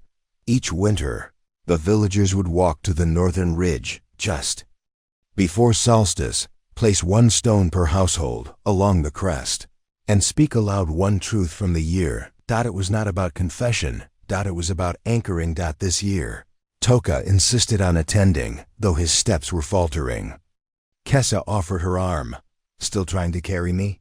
He teased. No, she said, just walking beside you. On the ridge, the wind cut clean. carrying with it the scent of snow and pine.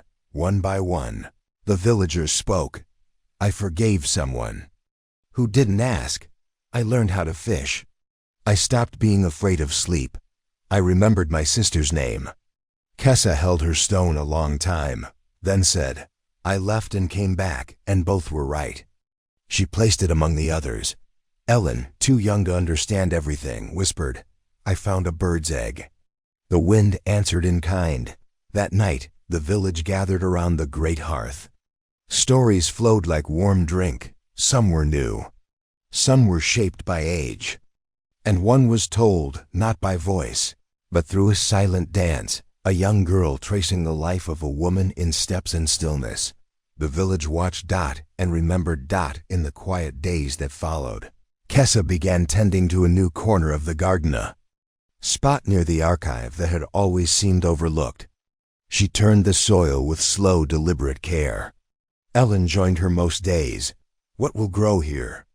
She asked. I don't know yet, Kessa said. But the ground is ready. Letters arrived in pairs, now one from Greenglade, one from the marshlands. Both settlements had sent their own people to distant places, planting what they'd learned. Errol called it the echo spiral. Because it doesn't return in the same shape, she said. But it comes back richer.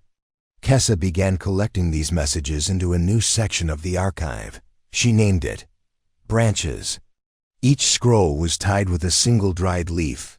That winter, a child fell ill, not from cold or neglect, but from something older, an illness rooted in the blood.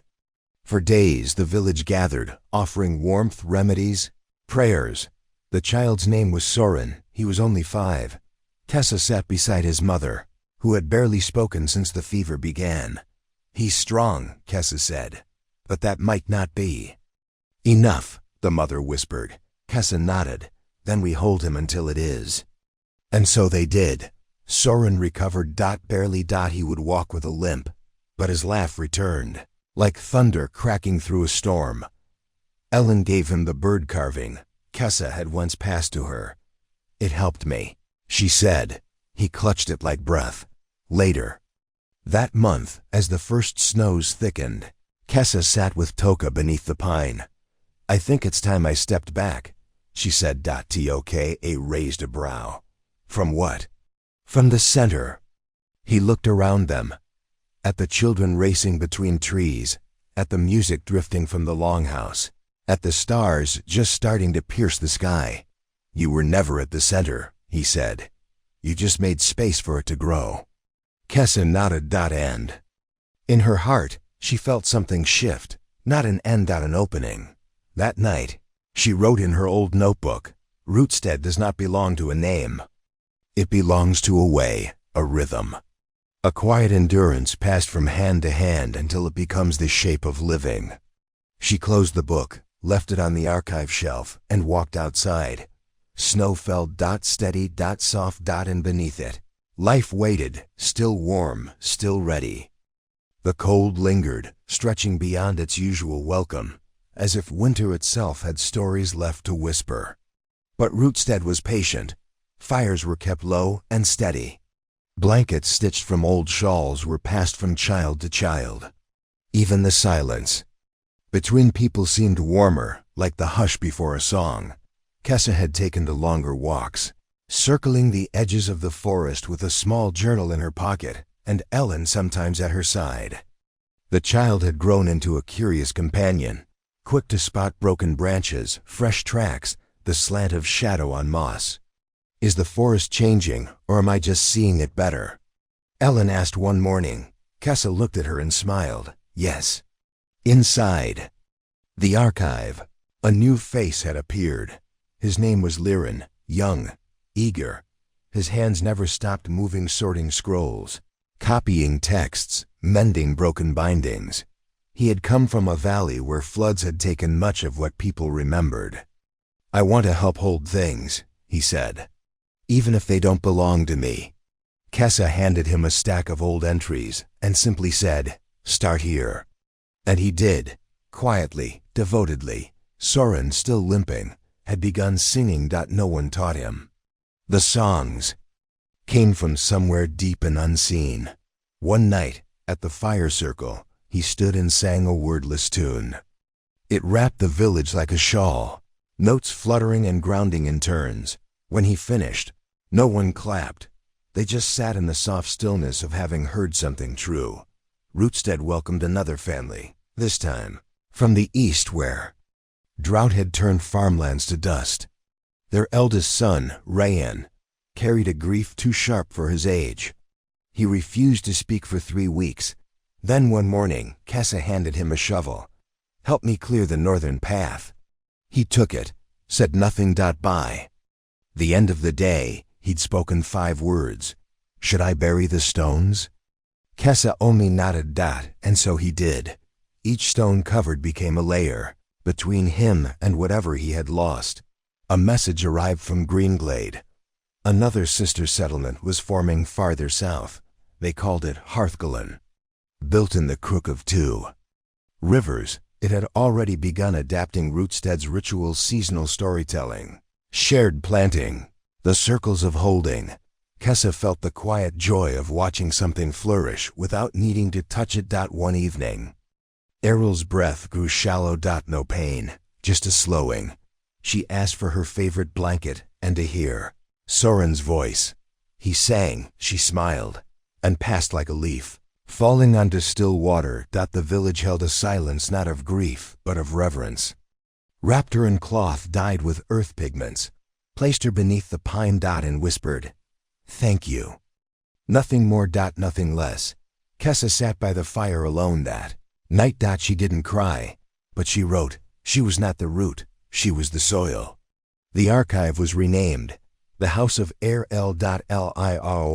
wept quietly when they carved her name above the door. He didn't stop working. Winter ended slow. The first signs were small, a bud on a stubborn branch, the sudden sound of frogs at dusk, the thin call of returning birds. And then, one morning, Ellen pointed out a flower, a blue one, growing where only frost had been. "It doesn't know it's early," she said. "Maybe it's not early." Kessa replied, "Maybe it's just ready." A fire was held that night, not to mark a loss, but to mark a turning. Kessa stood and shared the first story, not about Lion. Not about herself, about a girl who once climbed a tree during a storm to rescue a bird's nest, who fell, broke her arm, and still smiled when the eggs hatched days later. It wasn't a story about strength, it was about care. And the village listened, not because it was dramatic. But because it was real. Ryan asked if he could start carving again. He had stopped after his sister died. Now, he carved quietly birds, trees, stars. Kessa gave him a spot in the archive to display them. He called it Things That Stayed. Ellen began writing her own stories. One was about a village that floated on a cloud, tethered only by its people's promises. Another was about a fox that turned into a tree because it fell in love with the forest. Kessa read every word and said only, "Keep going." The village council, now made up of 7 people under 30, asked Kessa to advise less. She agreed. With ease. She still taught, still listened, still planted herbs behind the east house where light hit first. But she no longer held the map. She'd become the compass instead. One day, Liren found an old note in the archive, written on brittle parchment in Errol's hand. "If Kessa ever doubts what she is, remind her. She is the echo of a woman who walked through fire and never asked who." Followed. Liren didn't show her, but he read it aloud one night after a meal. Kessa said nothing, but she placed her hand over her heart. And Rootstead grew. Not larger, but deeper. Not louder, but clearer. Not faster. But righter. And that, Kessa thought as she looked out over the garden, was enough. The wind shifted again, not in force, but in tone. It carried a different kind of stillness, like the pause between verses of a song you almost remember. Kessa felt it most in the mornings, when dew clung to the low grass and the smoke from breakfast. Fires rose thin and straight. Rootstead was not the same place it had been 10 winters ago. It was more open now. More layered. And yet, nothing had been lost, only passed forward. A gathering was called. Not for mourning. For marking, for reflection. Each person was asked to bring an object from their home, something simple, worn, or seemingly unremarkable. They laid them in a circle: a cracked cup, a child's shoe, a seed jar, a letter, a ribbon, a lock of hair. Kessa placed a stone, smooth from years, in her pocket. No words were spoken. Only the wind moved through them, as if witnessing. Then, each person picked up someone else's offering and took it home. That night, Kessa sat with Ellen beside the fire. The girl, now 11, was growing into herself. Her voice was steady, her silences thoughtful. "What would you do if Rootstead didn't need you anymore?" she asked. Kessa looked at the stars, as if the answer might arrive from their quiet flicker. "I'd stay anyway, but I'd stop asking who I was supposed to be." Ellen nodded slowly. "Is that what Adeline did?" She never asked. She just became. The southern ridge caught fire. No one knew the cause. A stray spark, dry moss. Perhaps just time. But it spread fast. The village reacted without panic. Each person had a role. Water lines, animal rounding, evacuation routes. Kessa joined the east flank, her hands blackened, her sleeves scorched. When the last tree fell, the fire's edge met the river. No lives were lost, only trees and breath. In the days that followed, Rootstead grieved, not loudly, but fully. They planted saplings together, children pressing seeds deep into ash. They sang, they rested, they cooked in silence for one another. And slowly, green returned. A stranger arrived, a tall woman with sunburned skin and a scar through one eyebrow. She asked for nothing, said only, "I heard this place lets people start again." Kessa showed her the garden beds, the stream, the archive. "Start with care," she said. "The rest will come." Liren found his voice in the story circles. He'd been quiet for years, always listening, always organizing. But now his stories poured out, short, strange tales of walking trees, singing stones, birds who remembered past lives. The children begged for more. And the elders nodded in approval. Rayhan finished his largest carving, a circular relief mounted on the gathering house wall.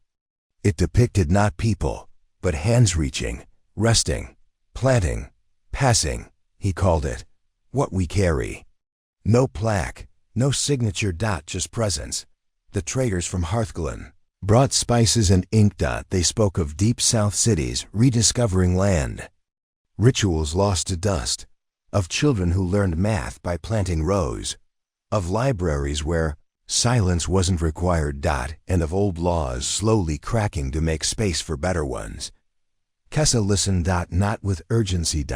But with gladness. One evening, she returned to the ridge where Adeline had once stood with her children.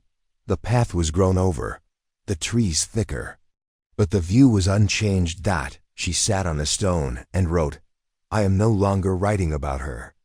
I am writing with her, because her rhythm is in the shape of this place." At spring's start, the youngest child in the village, barely walking, carried a seed to the pine tree. No one told her to. She just did, and planted it. The village watched and remembered. Ellen began teaching the new children how to tell stories, not with rules, she said, with rhythm. They learned to weave their words into patterns: rain, fire, roots, grief, gift, breath, silence, stone, return. Kessa began waking before dawn, not out of habit, but invitation. Something in her had turned again. Not away from Rootstead, but inward, toward the deeper shape of becoming. She no longer felt the need to be known. Only to be. Present. Listening. And in that space held not by title or role, but by rhythm. She felt whole. Rootstead thrived. Not in glory, but in grace. Its stories no longer needed recording. because they had become the very way people walked, spoke, loved. The seasons would keep turning, frost and bloom, fire and ash, seed and root. But the shape of what Adeline had begun, what Kessa had tended, was now forever folded into the land, not a chapter, but a language, spoken in soil, and held in the hands of those who dared to stay.